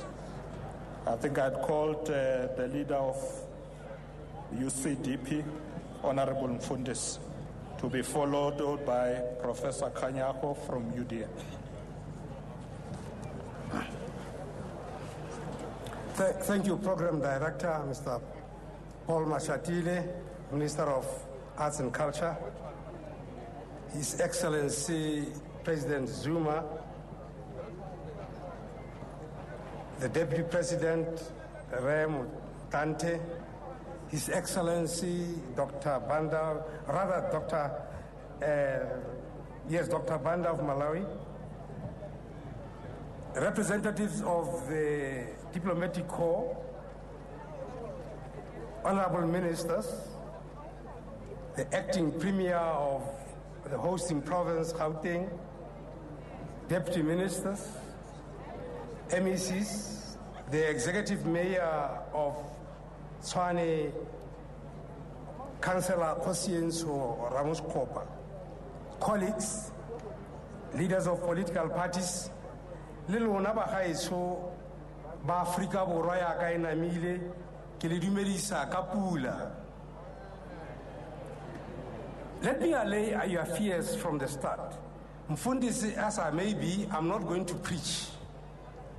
When late in 1993, word went round that the date 27 April 1994 is sacrosanct for the first democratic elections, it sounded like madness because of the tension that covered the country at the time.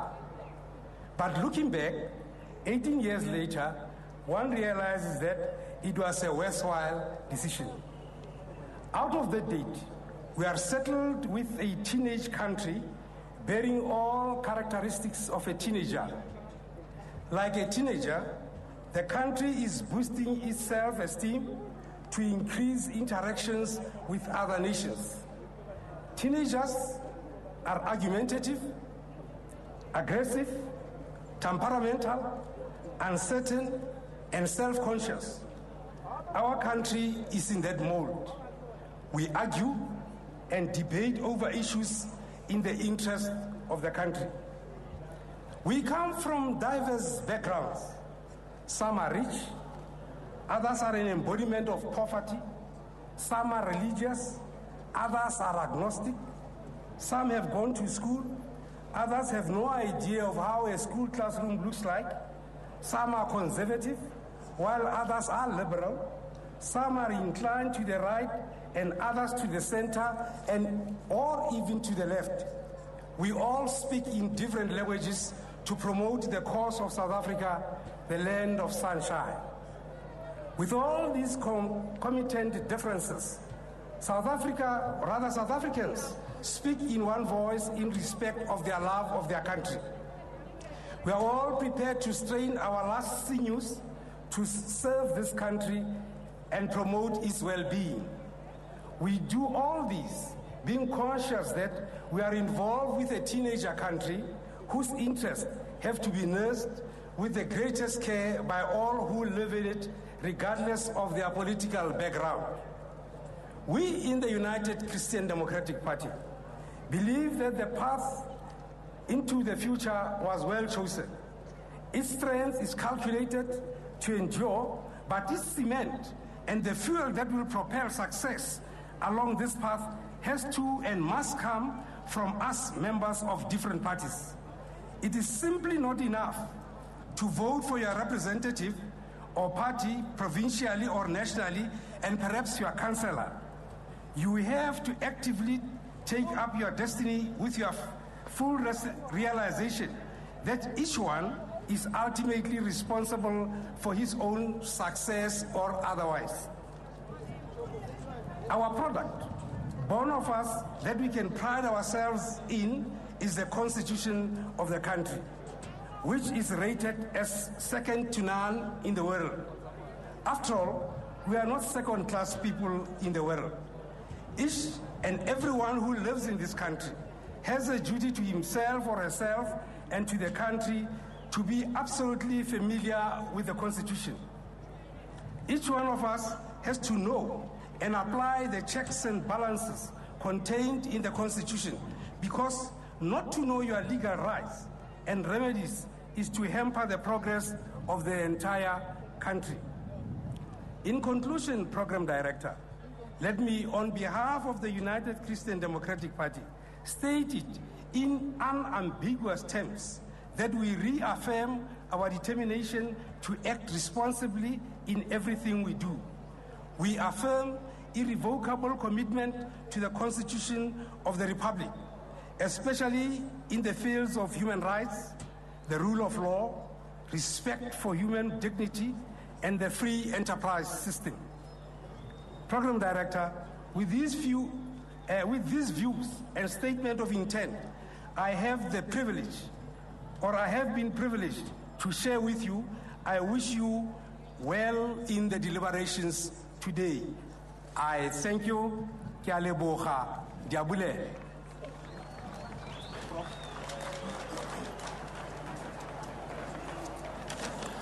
Arloche, Ishemre, Tove, Mr. President, Deputy President, Honorable Ministers, and fellow South Africans, I greet you all.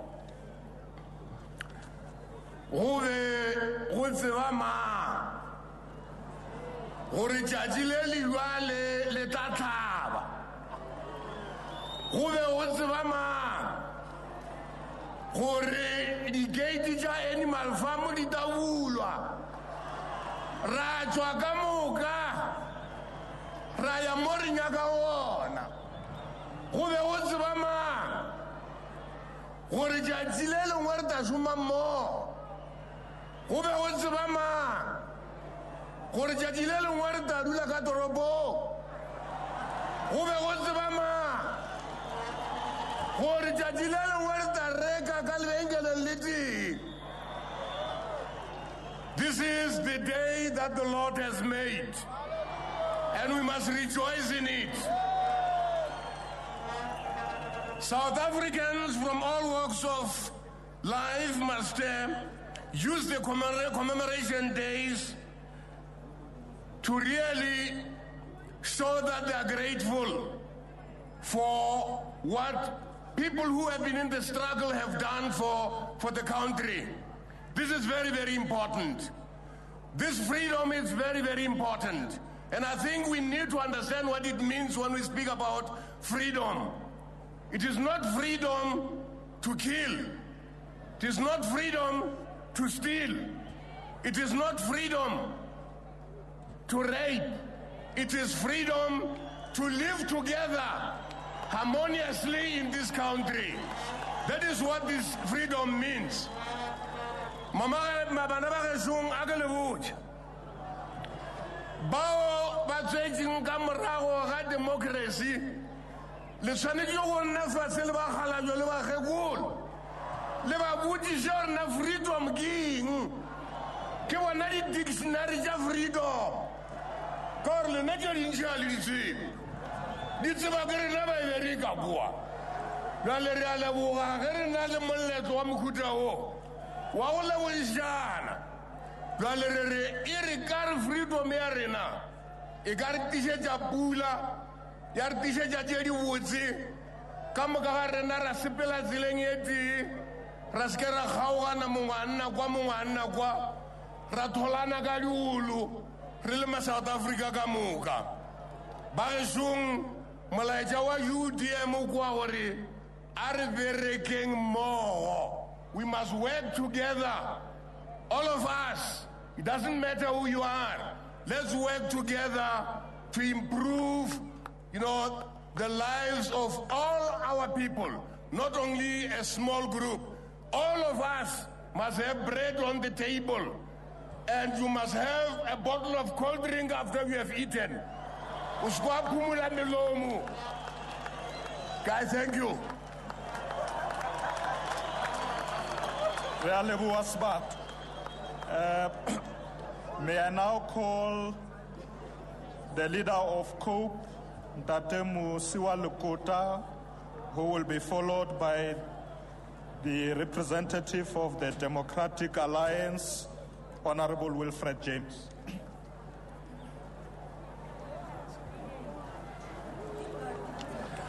Hala, la Freedom Day, hala, la. Hala, la, the people of South Africa, hala, la. Comrade President, Honorable Deputy President, Honorable President of Malawi and your entourage, Chief Justice Mogoeng, leaders of our government, national, provincial, local, leaders of opposition parties and other members of the High Table, all protocol observed. I'm very glad, Mr. President, that government has once again ensured that all of us, or at least the majority of all of us, are here, especially and including the opposition parties. National days are an obligation for all of us to stop and reflect on the road our nation has traveled. And I think today, when we come here, we are meeting a national obligation. We have come to pay tribute to so many who gave their lives and everything so that we can enjoy the sunshine on the green pastures of the Union Building. There was a time in the history of this country, Mr. President, as you very well know, when walking past the Union Buildings on Church Street, you often had to answer the question, wat soek jy hier, Kaffir? Waarom is hy hier? And that often ended up with arrest for loaferskap in the police stations of this city of Pretoria. But today, indeed, we must bask in the sun of Freedom Day and give thanks. Be grateful for everything we have achieved. In particular, we must remember so many South Africans, many of whose names are not written in the history books, who never appeared in the newspapers, but who paid the price, that today we enjoy the democracy we do. So I say again, thank you on behalf of all of us.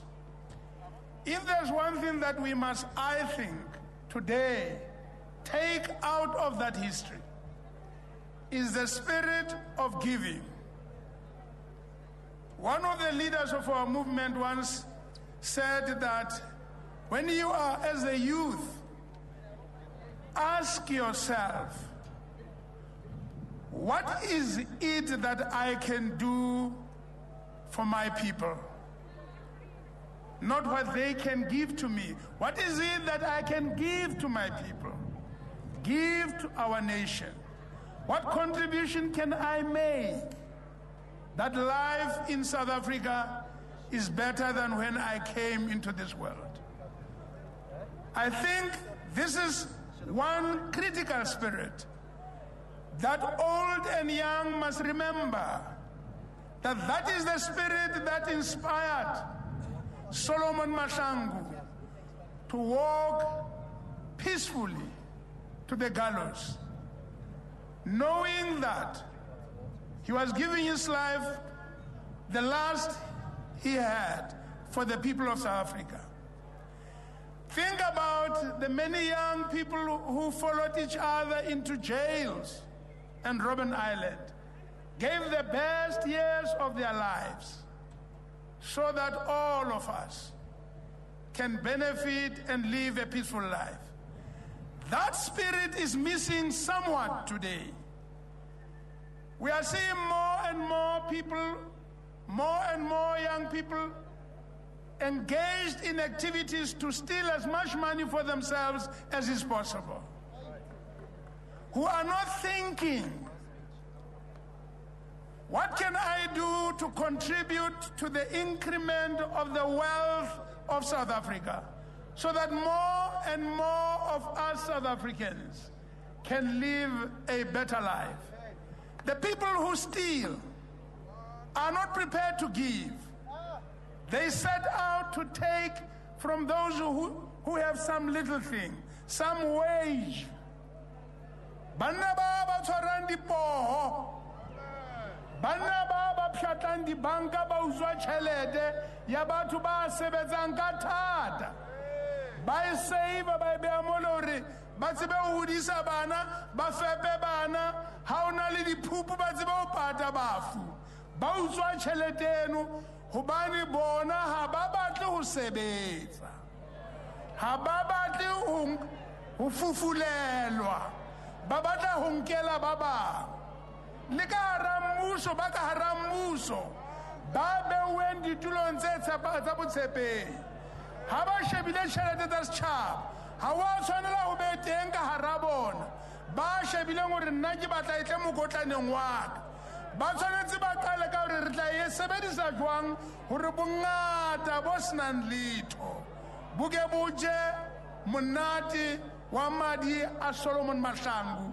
bo je monate wa madi a makomrade a ileng a hula Vuyisile Mini, ba ileng ba hula mokoloko o ileng wa kgaolwa melao. That is the spirit in this 27th of April that I believe we must take with us back to our communities. We must ensure that in our government, local, provincial, national, no thieves, no criminals are there in those positions.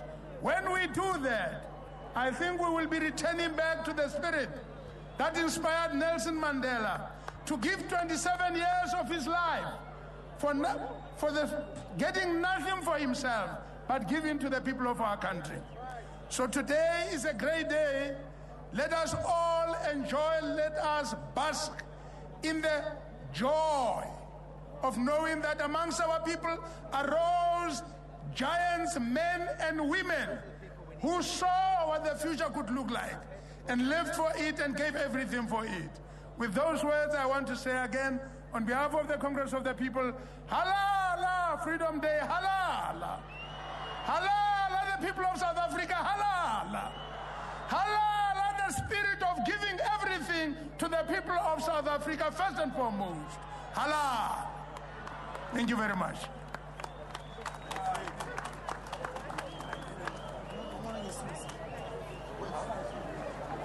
Mr. President, Mr. Deputy President, the Deputy Chair of the NCOP, Chief Justice, the Executive Mayor, the Acting Premier of Gauteng, Ministers, Excellencies, fellow South Africans, I greet you all. Freedom came as a gift to all of us in 1994. Today we honor everyone who made a contribution to achieving our freedom. We must resolve to look after and do something with our freedom.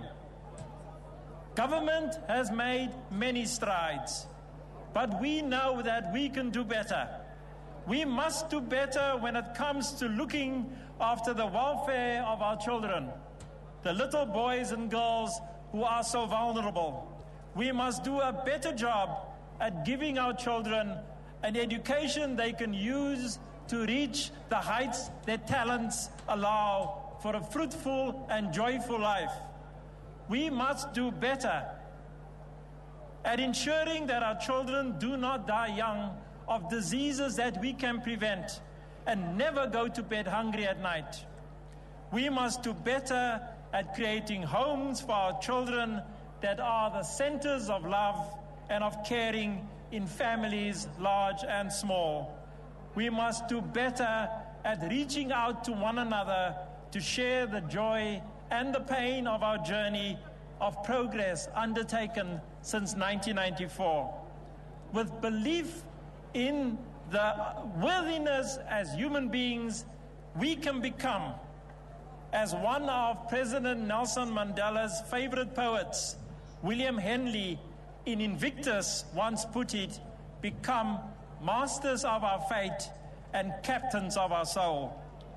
Madiba's inner strength should imbibe our nation's mettle. For as Henry writes, what applies to personal strength also applies to national strength. He wrote, and I conclude, beyond this place of wrath and tears looms but the horrors of shade, and yet the menace of the years finds and shall find me unafraid. It matters not how straight the gates, how charged with punishments the scroll. I am the master of my fate. I am the captains of my soul. We are the masters of our fate, and we are the captains of our soul. I thank you.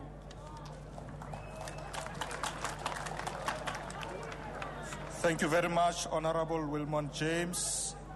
I'll now call Honorable J.K. Dikobo from Azapo, will be followed by the leader of the PAC, Mutlompehi Mphahlele. Program Director, Minister Paul Mashatile, Honorable President Zuma, Deputy President Motlanthe, Chief Justice Mogoeng, and if I may, Program Director, take a few of your seconds to greet Her Excellency President Banda, the newest president in our continent, possibly in the whole world. And we are glad that you are visiting our country, Ziko Mogambiri. The Executive Mayor of the city of Tshwane, Councillor Ramokgopa, leaders of political parties, Excellencies, members of the Diplomatic Corps, all guests, South Africans, Lochani, Tamani. At the risk of sounding like a stuck record, we would like to refer to a point we raised last year, what we would like to refer to as South Africa's unfinished business. We celebrated Freedom Day last year and dedicated the freedom the country has achieved to those who have fought for freedom, those who were in the trenches, in the mountains of our land, in the bushes and forests of South Africa and in exile. We all spoke with one voice that our freedom did not come on a silver platter. We paraded our military veterans and committed ourselves to addressing their plight. We went to Parliament and passed a bill, and we are reliably informed that you, Mr. President, have signed it into law. Our veterans are still waiting. Many of them still live in abject poverty and squalor. They are waiting for the promises contained in the bill: decent houses, medical aid for the veterans and their dependents, and assistance with education for dependents of military veterans. These are reasonable expectations, and it is the least the country can do for those who sacrifice their youth and everything. They are in this situation because of their love for the people and their country. Yes, Azapo joins the clarion call to all our people, to the citizens of our beautiful country, to work together across party political lines, across language and cultural lines, in their diversity, to fight those things that pull us back. We should all be appalled when we hear of reports of young boys gang raping a mentally challenged girl, or when we hear of reports of a 15-year-old raping and gouging the eyes of an 8-year-old girl in Gingindlovu in the KwaZulu-Natal. Our people must unite against the abuse of women and children. Azapo urges our people not to turn themselves into criminals while they are fighting crime. Our people must say no to the necklacing and the lynching of suspects. Our people must equally unite in the fight against corruption, theft, and the looting and plundering of state resources. To paraphrase Biko, the greatest gift we can bestow upon South Africa is a human face. We can do that united in our diversity. And we can do that in the spirit of Tsietsi Mashinini, who said, and I quote, "The people first, and then, and only then, me." God bless Africa. God bless South Africa and give her peace. Azapo says, a happy 27 April to all our people. Arkens, thank you very much.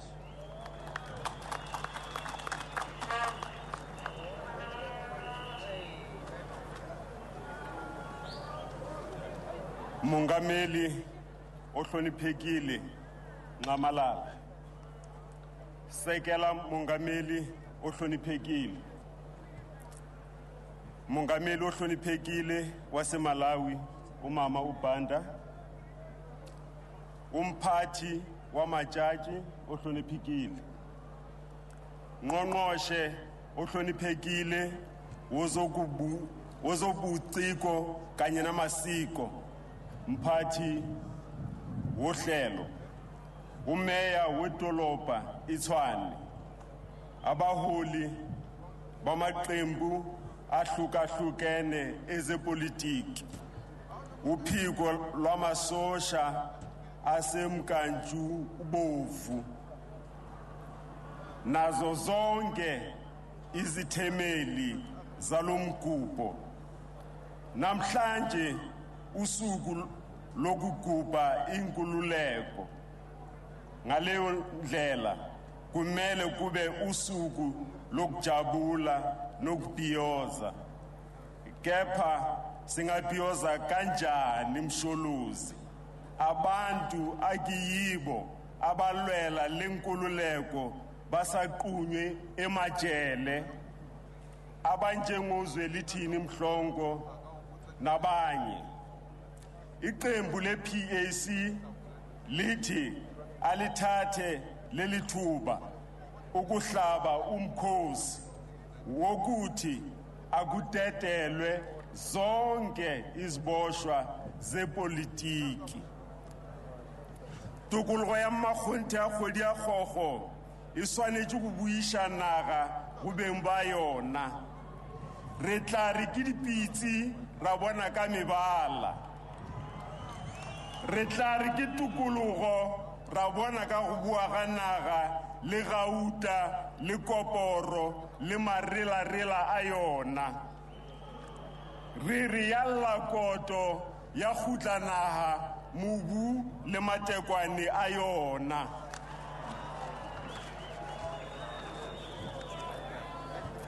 Freedom Day ought to be a day of remembrance and reflection. A period of 18 years is short in the life of a nation. Within this period, we have witnessed a massive electrification of the rural areas and democratization of the society at large. The PAC welcomes that. However, much needs to be done to eradicate poverty among our people. It is our collective duty to give freedom a liberating meaning. Our freedom is under a serious threat from greed, corruption, crime, and incompetent governance. The greedy few have given South Africa a bad title, the world undisputed champion of inequality. Freedom is meaningless without the means to exercise it. Freedom of expression is hollow without the means of expression. Freedom of thought is empty without education, information, and knowledge. Freedom of movement is a fantasy without the means of movement. The people of Hluhluwe, Randfontein, Tidila Molomu, and Mitchell's Plain are gasping for the means to make freedom meaningful to them. Let us use this freedom to attain a greater and more meaningful freedom, the economic freedom. Thank you. Dr. Matole will be our last speaker from leaders in Parliament, speaking for the ANC.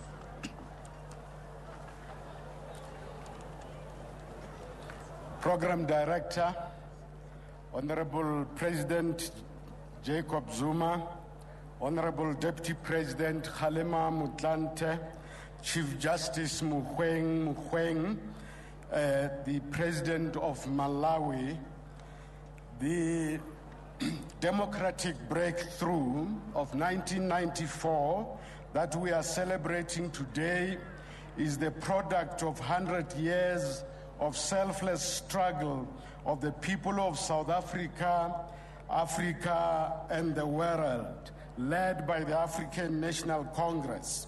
Let us take this opportunity to salute President Zuma and his predecessors, the sung and unsung heroes and heroines who led us to this day.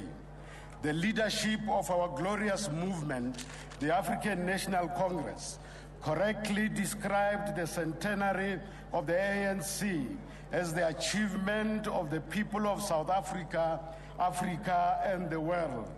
On the 23rd April 2012, Honorable Minister Nkosazana Dlamini-Zuma and myself addressed an ANC centenary seminar in Cairo, Egypt. The seminar was organized by the Africa Society and Africa Institute at the University of Cairo.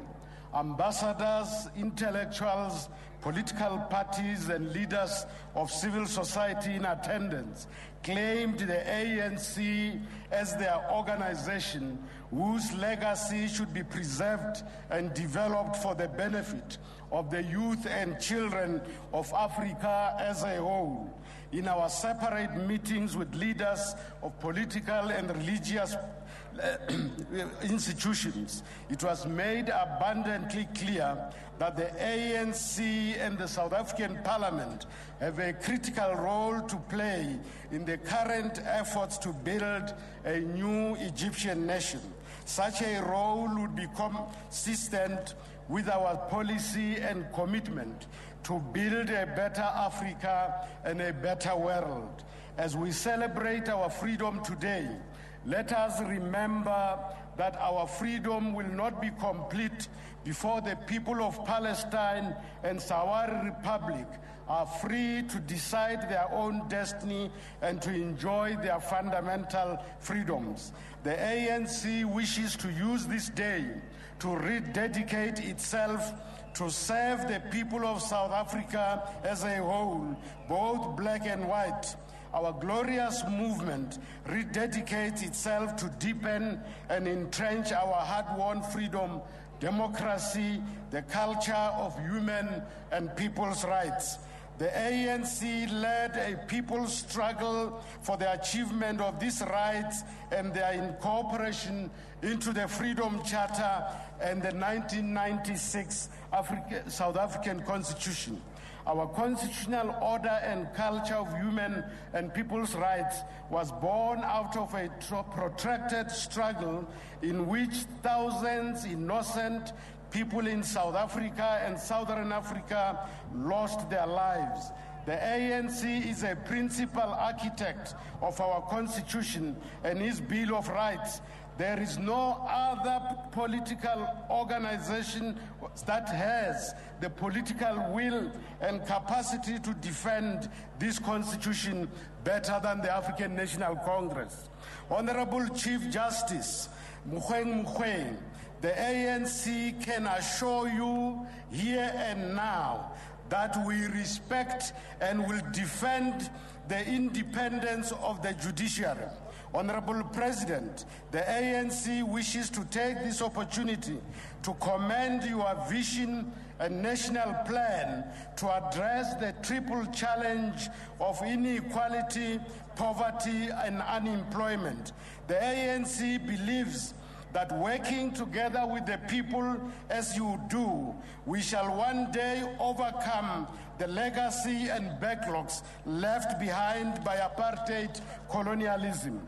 As I conclude, allow me to say, Honorable President, that your national plan has laid a firm foundation for reconstruction, development, and progress that you called for at your inauguration. The ANC will continue to mobilize all sectors in our society to join hands with your administration for reconstruction, development, and progress. Honorable President, the ANC is humbled by the significant progress your administration has been making to improve the quality of life of all our people, both black and white. These glorious movings, the ANC, will continue to give you the necessary support you need to take our people to a prosperous future. Happy Freedom Day, Amanda Matakiaruna. Thank you very much, Professor Matole. I would like to thank all the leaders who have just given brief messages. I know 2 minutes is not a lot of time to convey your messages, but thank you very much for cooperating with us.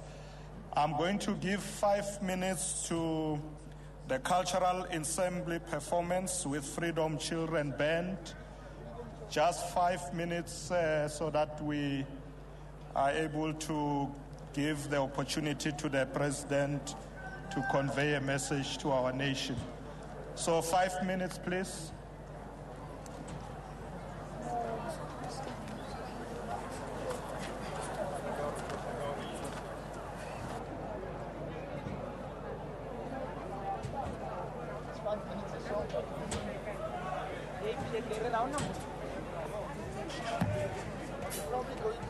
Right. Okay.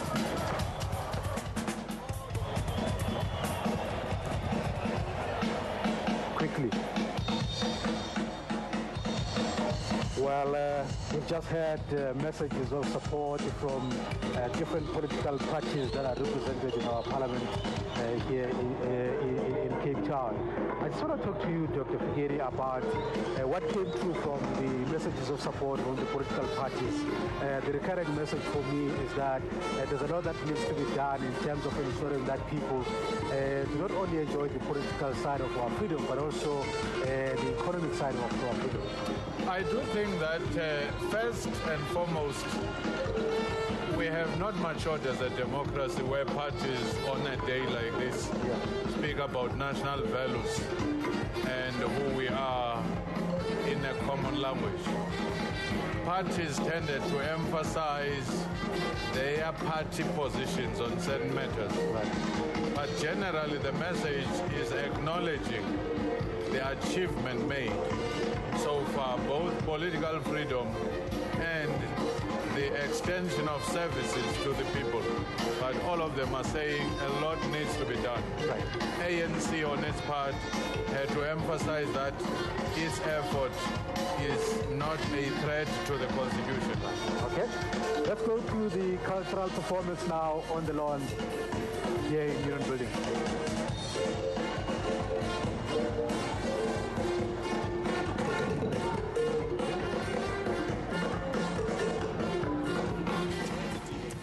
Well, Tammy Dixon talking to Dr. Somadot Fikeni. Of course, you are watching a special broadcast. We're coming to you from the SABC headquarters here in Auckland Park, Johannesburg, but we're also coming to you from the Union Buildings, which is where President Jacob Zuma will be delivering a message on behalf of government to the nation about where we are 18 years into our democracy.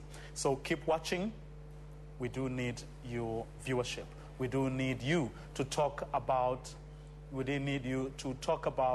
this country and where it is going. We do need to talk about where we are as a country. We do need you to talk about the things that you are experiencing, but also the things that you would like to see.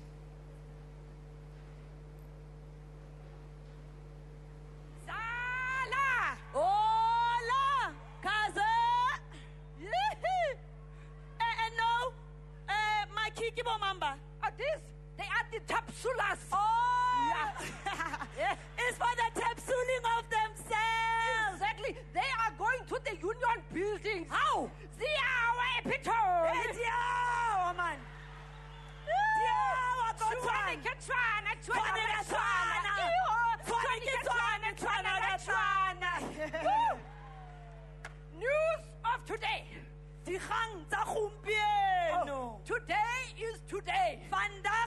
vandag. How? It says here that freedom is coming to the union buildings. Serious? Serious? Yo! It says the president will be there. Ayo! And the deputy president will be there. Ayo! Mikey? All protocol observed. Exactly. All protocol observed. Yes. Mikey, madam, why are they going there? Oh, Mikey. Hey. You don't know that Freedom Day is an annual celebration? How I celebration wabona jwanong wa kala celebration ya eng jwanong? How can't you? Hey, Vava's jail. Unale guy. Sure. Now let me tell you something. Freedom Day, it marks the non-racial democratic elections of 1994. How? You let me educate you, Shalapansis. Sure. Before the birth of democracy and freedom, the majority of the population was dominated and controlled by the minority. The majority was being ruled by the minority. Exactly. The minority dominated and controlled the majority. I'm telling you, the problem here was domination and control. These two, they were like terrible twins who came to the village. And the people of the village, they welcomed them with open arms. They gave them food. They gave them shelter. But these terrible twins, they were as unpredictable as the seas they floated in on.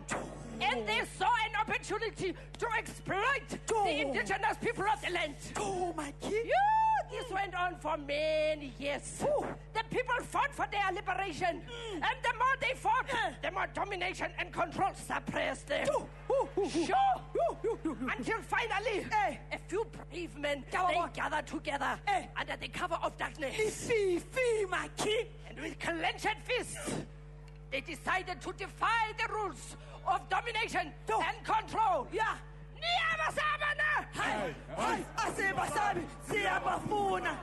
telling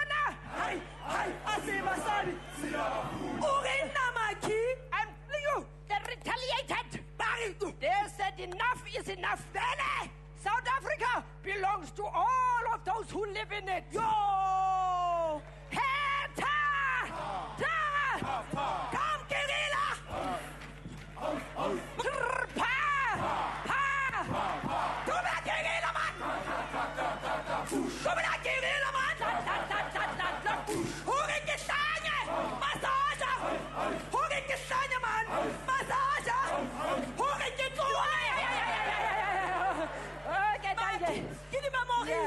You take it, but you don't have to take your clothes off now. Thank you. Okay.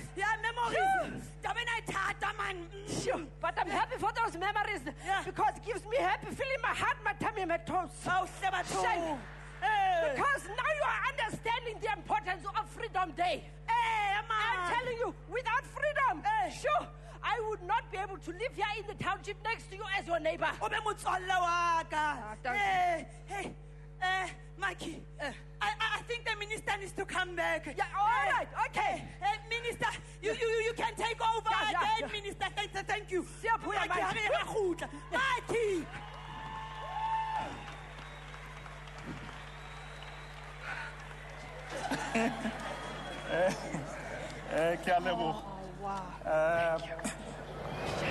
Wow. President to address us. May I get our praise singer ready? I think she's that side. Napo Mashiani. Are you ready that side? Ladies and gentlemen, it is now my honor and privilege to invite to the podium His Excellency President Jacob Gedlehle Zuma to convey a message to the nation. We will allow the praise singer to bring the president to the podium. I'm sure she'll do it from the other side. I'm waiting for her or for him. so that we can give President this opportunity. We are running 15 minutes late, but I'm told I have to allow Napo to come on board. Napo, please.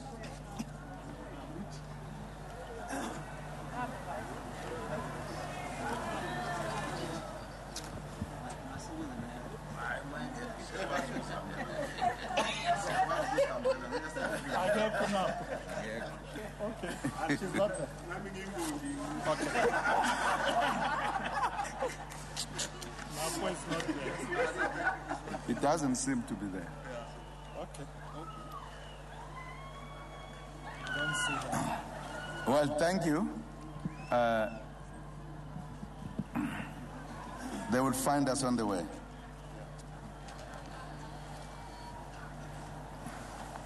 Thank you very much, Director of the program,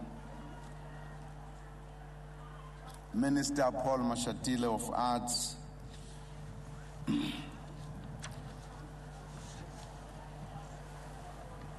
Deputy President of the Republic of South Africa, Mr. Kgalema Motlanthe, Her Excellency President Banda and her husband, former Chief Justice. I must say, ladies and gentlemen, she is the second female president in the continent of Africa.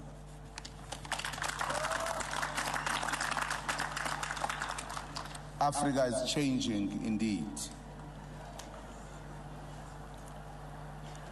The Chief Justice of the Republic of South Africa, Honorable Mogoeng, Honorable Deputy Speaker of the National Assembly,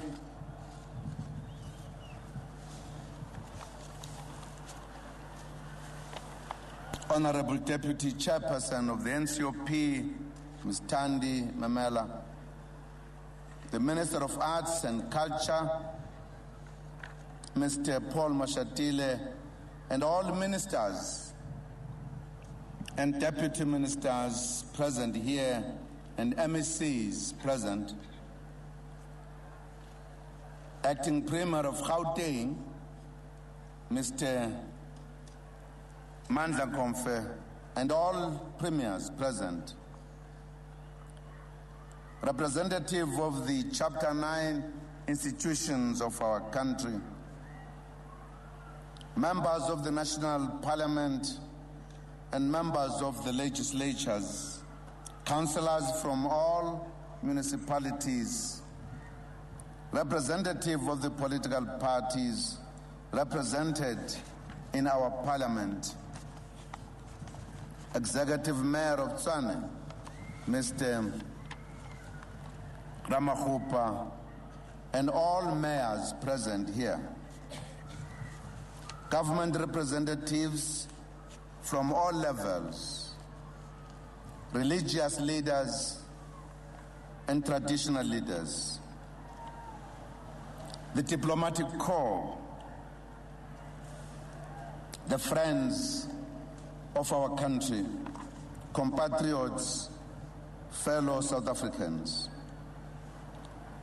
The free, democratic, non-racial, and non-sexist South Africa is coming of age today as it turns 18 years old.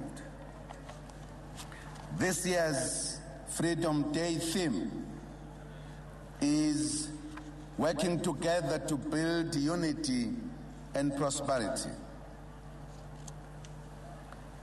It takes into account our strong focus on boosting inclusive growth and prosperity.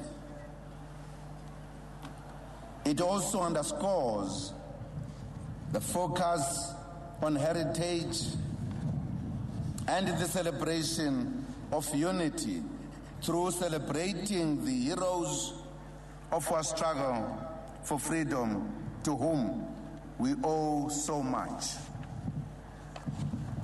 The past 18 years have seen huge progress towards building a truly non-racial, non-sexist, democratic, and free South Africa.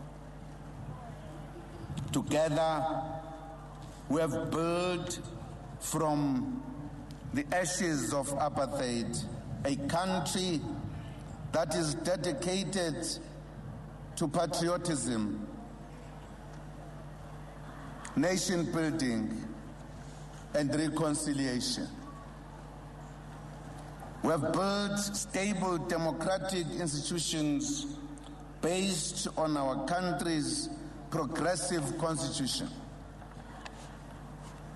We have a Bill of Rights that enshrines and entrenches a human rights culture, ensuring that we totally undo the evil of the past and promote a new society.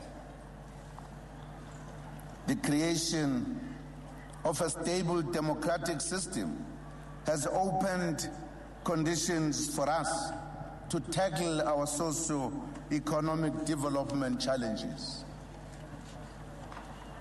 It has been a short but very meaningful road from a pariah state to a peaceful, stable, vibrant, non-racial, non-sexist, democratic country that is working hard to achieve prosperity for all. Formerly oppressed peoples and nations celebrate Freedom Day or Independence Day for very good reasons. As South Africans, we celebrate this significant day in order to ensure that the present does not erase the past, and in order to protect the future. On the 27th of April, we celebrate how, as a people, we brought to a close phase one of our struggle as we buried colonial oppression, racism, apartheid, and hatred when we cast our votes together for the first time in 1994. Like a phoenix, a new society rose from the ashes of the system that had been declared a crime against humanity by the United Nations. On Freedom Day, we recall and celebrate a heroic and selfless struggle that was fought over more than 3 centuries. It was fought in the wars against land dispossession. It was fought in the campaigns against the past laws described by Mama Lillian Ngoyi as, and I quote, a badge of slavery in terms whereof all sorts of insults and humiliation may be committed on Africans by members of the ruling class, unquote. It was fought in the struggles against the inhuman migrant labor system which violated the right to human dignity. It was fought in the battles of young people in education. It was fought by the workers for a living wage, with the conditions of farm and mine workers being horrific. These are the conditions that inspired men like Selopa Thema and later Gerrit Sibande, the Lion of the East, into action, particularly in the northern and eastern Transvaal, in the areas such as Bethal, to rise against these injustices. The struggle was fought by women for their rights and dignity. And you recall how they fired the first salvo of protest against past laws in Bloemfontein in July 1913. It was fought by rural communities for land, as the 1913 Land Act systematically took away 87% of the land from the African people. And our people never gave up.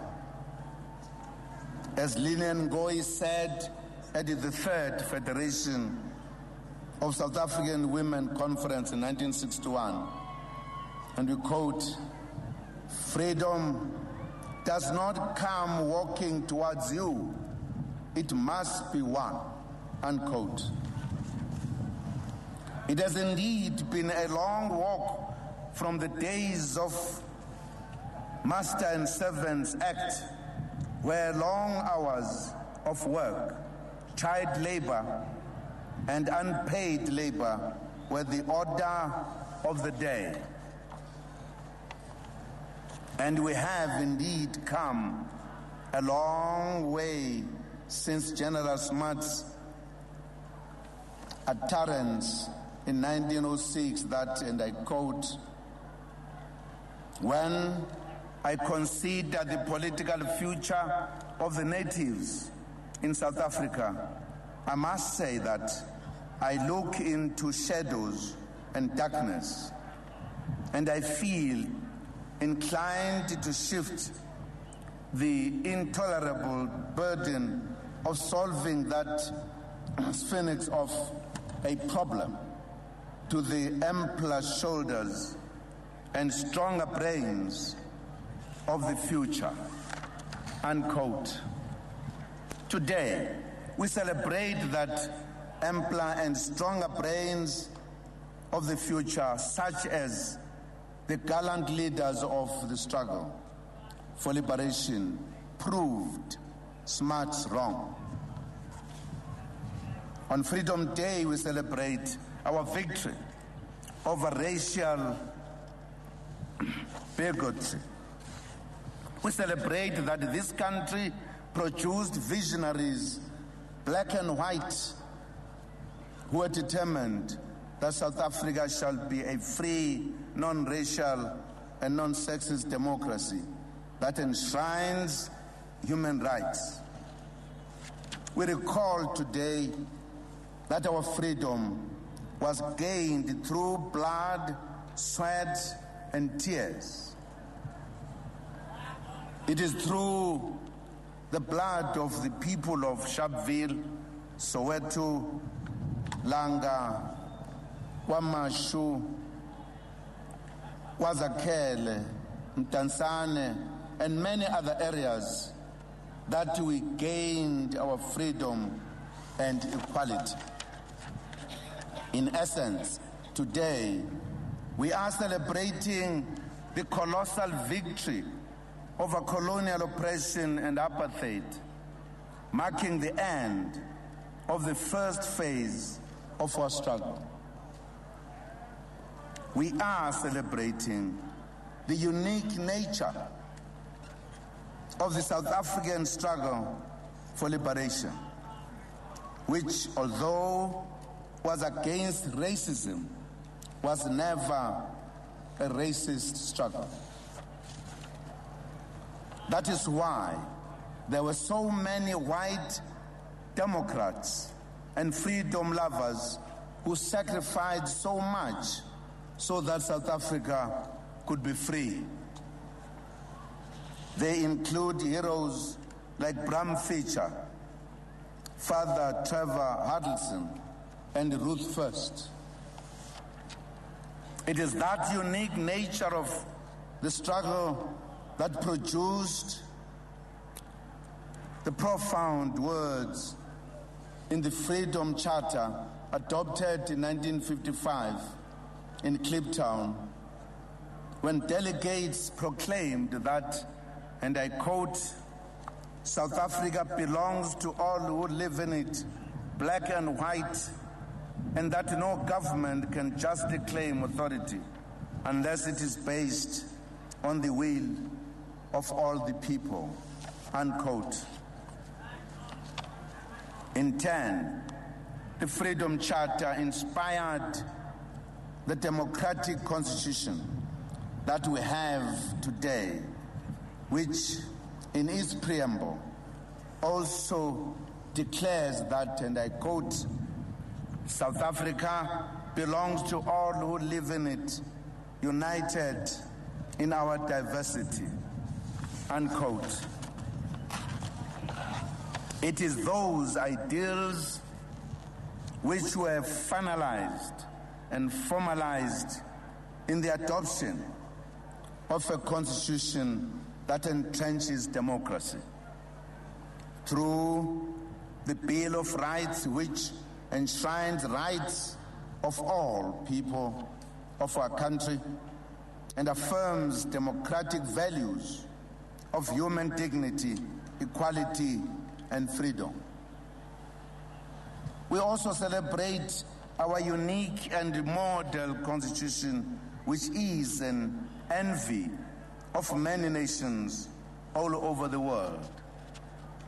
Our constitution is among the best in the world, with equality clauses which guarantees equality before the law, right to life and human dignity, right to privacy, freedom of religion, belief and opinion, freedom of expression, freedom of association, and freedom of assembly, demonstration, picket, and petitions. We are indeed a unique people and unique nation, as Chief Albert Luthuli explained in 1961 as follows, and I quote him, "It may well be that South Africa's social system is a monument to racialism and race oppression, but its people are the living testimony to the unconquerable spirit of mankind," unquote. He was right, because the first phase of our struggle delivered political freedom for all, black and white. For the black majority, April 27 delivered true liberation, human dignity, full citizenship, and real belonging to their motherland. The color of their skin no longer determined where they could live, go to school, or church. Color no longer determined the jobs they could do or the wages they should get. For white compatriots who had benefited from the policies of successive racist regimes, April 27 brought about the lifting of the burden of guilty or shame. For those who believed in and practiced racism, April 27, 1994, freed them from the fear of a black majority that could rise against them at any time. It freed them from vengeance as the democratic state immediately instituted reconciliation as a policy of government to heal the divisions and pain of the past. The Truth and Reconciliation Commission was instituted to manage this process and help the new nation to find healing. Indeed, the first phase of our freedom was the freedom of all of us, black and white. Following the attainment of freedom, the task of turning South Africa around began, as stated by the former ANC President O.R. Tambo in 1993 at the International Solidarity Conference. He said, and I quote, "The challenge confronting all of us is to turn South Africa around, to make of her the opposite of what she has been," unquote. Work to consolidate political freedom and to achieve a better life began immediately after the inauguration of President Nelson Mandela as the first president of a democratic South Africa. The democratization of government, the judiciary, and the legislature began in order to deracialize the three arms of the state and make South Africa the opposite of what she had been. During the first 10 years of democracy, Parliament approved 789 laws or amendments to eliminate institutionalized racism from our statute books. A lot has been achieved in the extension of basic services since 1994, in turning South Africa around, but much more still needs to be done. The fourth democratic administration has made it its primary focus to invest in the achievement of prosperity. In this regard, we are leading the struggle to eradicate unemployment, inequality, and poverty through promoting inclusive economic growth. In 1994, we knew that our toughest task was to transform the economy to reflect the change to democratic governance. The challenge has been to ensure that more of our people benefit from economic growth whilst maintaining and indeed building on the strength of our economy. The international economic downturn in 2008 was a major setback, especially on the employment front.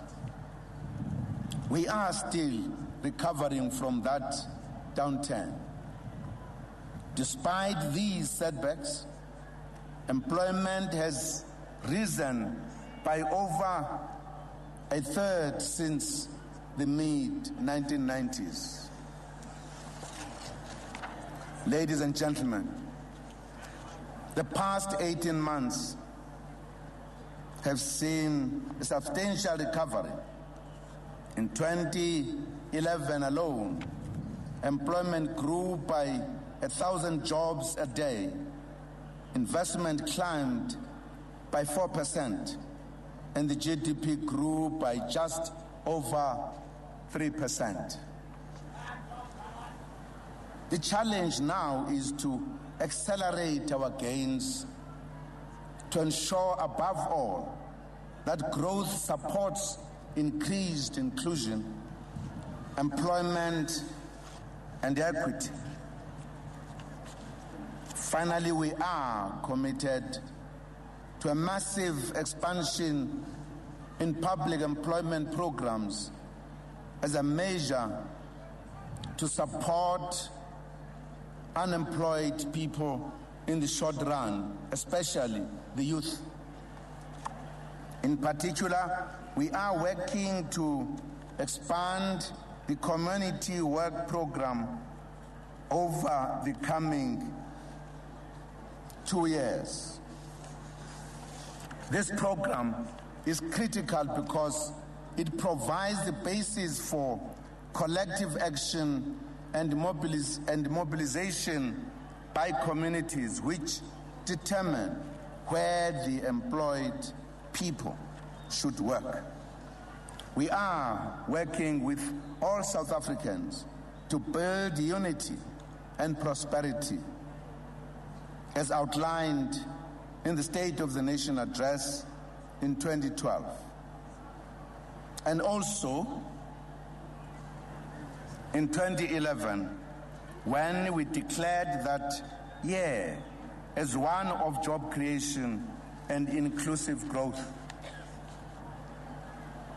The promotion of the population living below a 422 rand a month poverty line decreased from 50% in 1994 to 34.5% in 2009.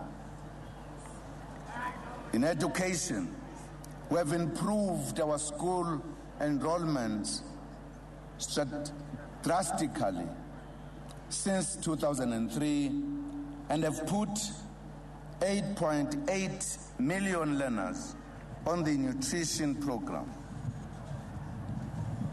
We have allocated 8.2 billion rand for school infrastructure. In 1994, only 62% of households had access to running water, and the figure has risen to 94.5%.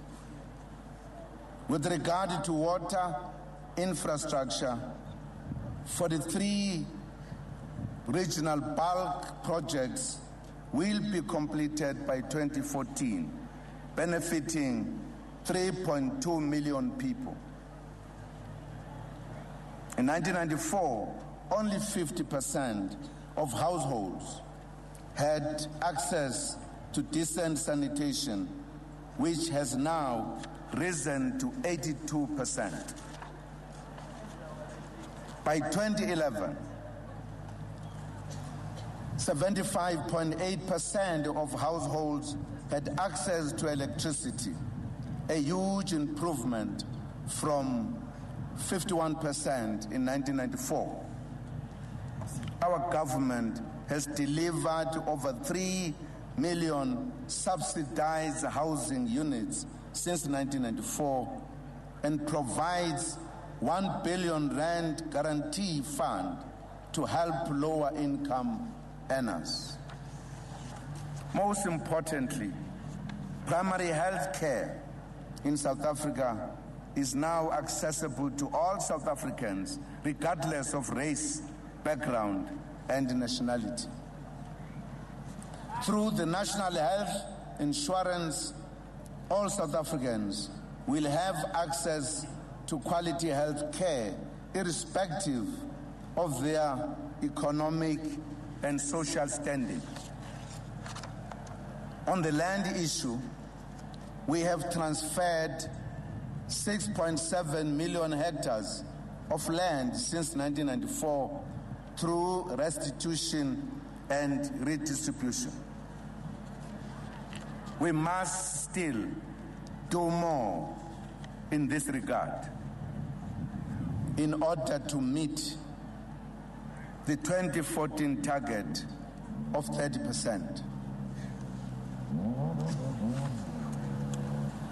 We are working together as a national, provincial, and local government in preparing for the implementation of the projects. Since 2012 has been declared the United Nations International Year of Cooperatives with the theme Cooperative Enterprise, Build a Better World. We also acknowledge the central developmental role that cooperatives play, particularly in rural economy. As government, we therefore will assist the 54,000 registered cooperatives financially by increasing funds for the cooperative incentive scheme and to access the markets. Esteemed guests, our bid to host the Square Kilometre Array radio telescope has made excellent progress, and we are confident of our infrastructure, technical and scientific ability. At the cost of over 2 billion euros, this is the biggest telescope ever built, which will create many jobs for over 50 years. We look forward to winning this bid, and thank you for your support. There is a lot more work that is being done to extend services and improve the quality of life as we consolidate political freedom and democracy. Having gone far in consolidating democracy and achieving a non-racial, non-sexist society, our fourth democratic administration has made it a priority to move to the second phase, that of achieving a more prosperous South Africa. The fight against crime is one of the 5 key priorities of our government. In keeping with the spirit of the celebration of our 18 years of freedom and in line with established international practice, I have decided, in terms of the powers given to me by Section 84(2)(j) of the Constitution, to grant a special remission to sentence to specific categories of sentence offenders, probationers, and parolees. This is the first time that we have taken a decision to grant such a remission under the current term of office of this administration. The previous remissions granted to coincide with key national days have been on the 10th May 1994, Madiba's inauguration, 27 April 1995, first anniversary of our freedom, 18 July 1998, Mandela's 80th birthday, and on the 30th May 2005, first year of former President Thabo Mbeki's second term of office. The ministers of the JCPS cluster will provide the relevant details and specific circumstances with regard to those offenders who will benefit from the reduction of a part of their sentence as a result of this decision. The categories and the lengths of reduction will be based on the decision of Cabinet in relation to the previous specific remissions of 2005, in terms of which the following categories will apply.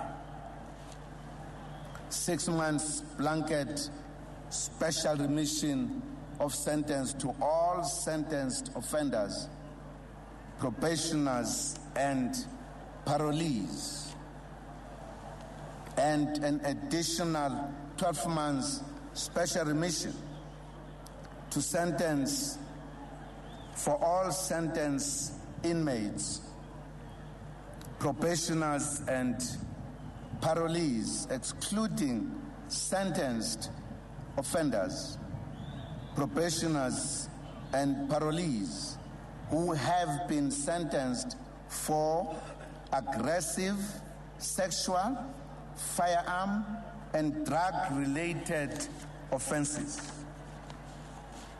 People who are declared dangerous criminals in terms of Section 286A of the Criminal Procedure Act of 1957.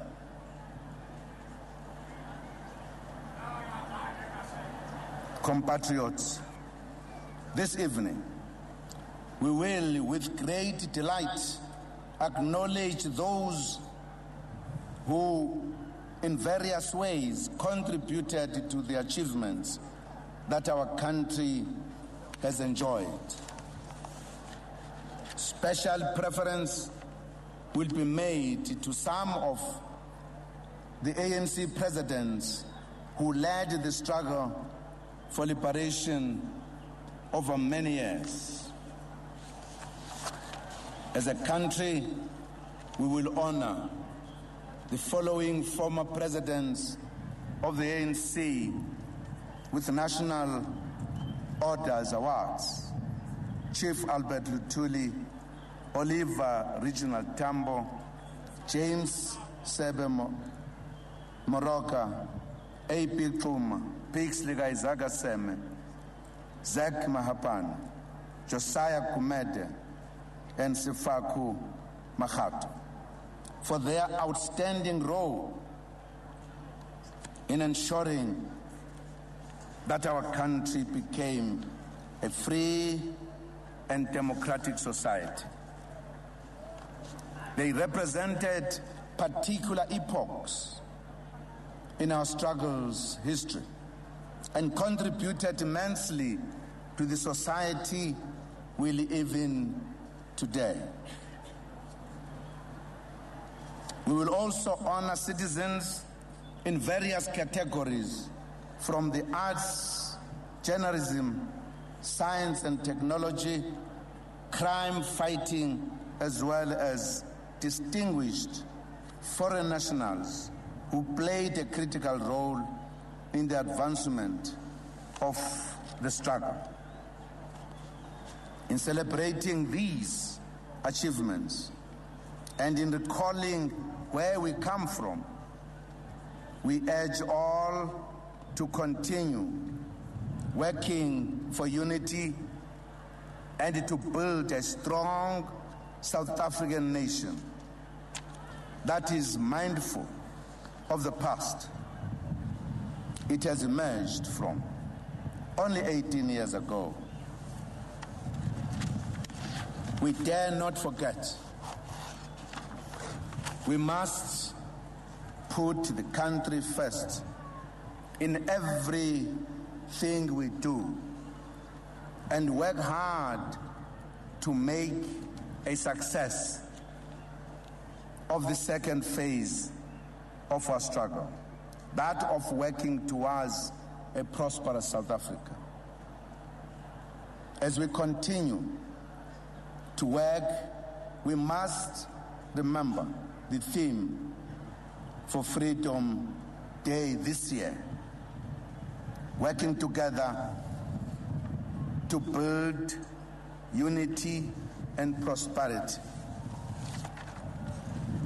Happy 18th birthday to the Republic of South Africa and to the people of South Africa, and happy Freedom Day to all. I thank you very much.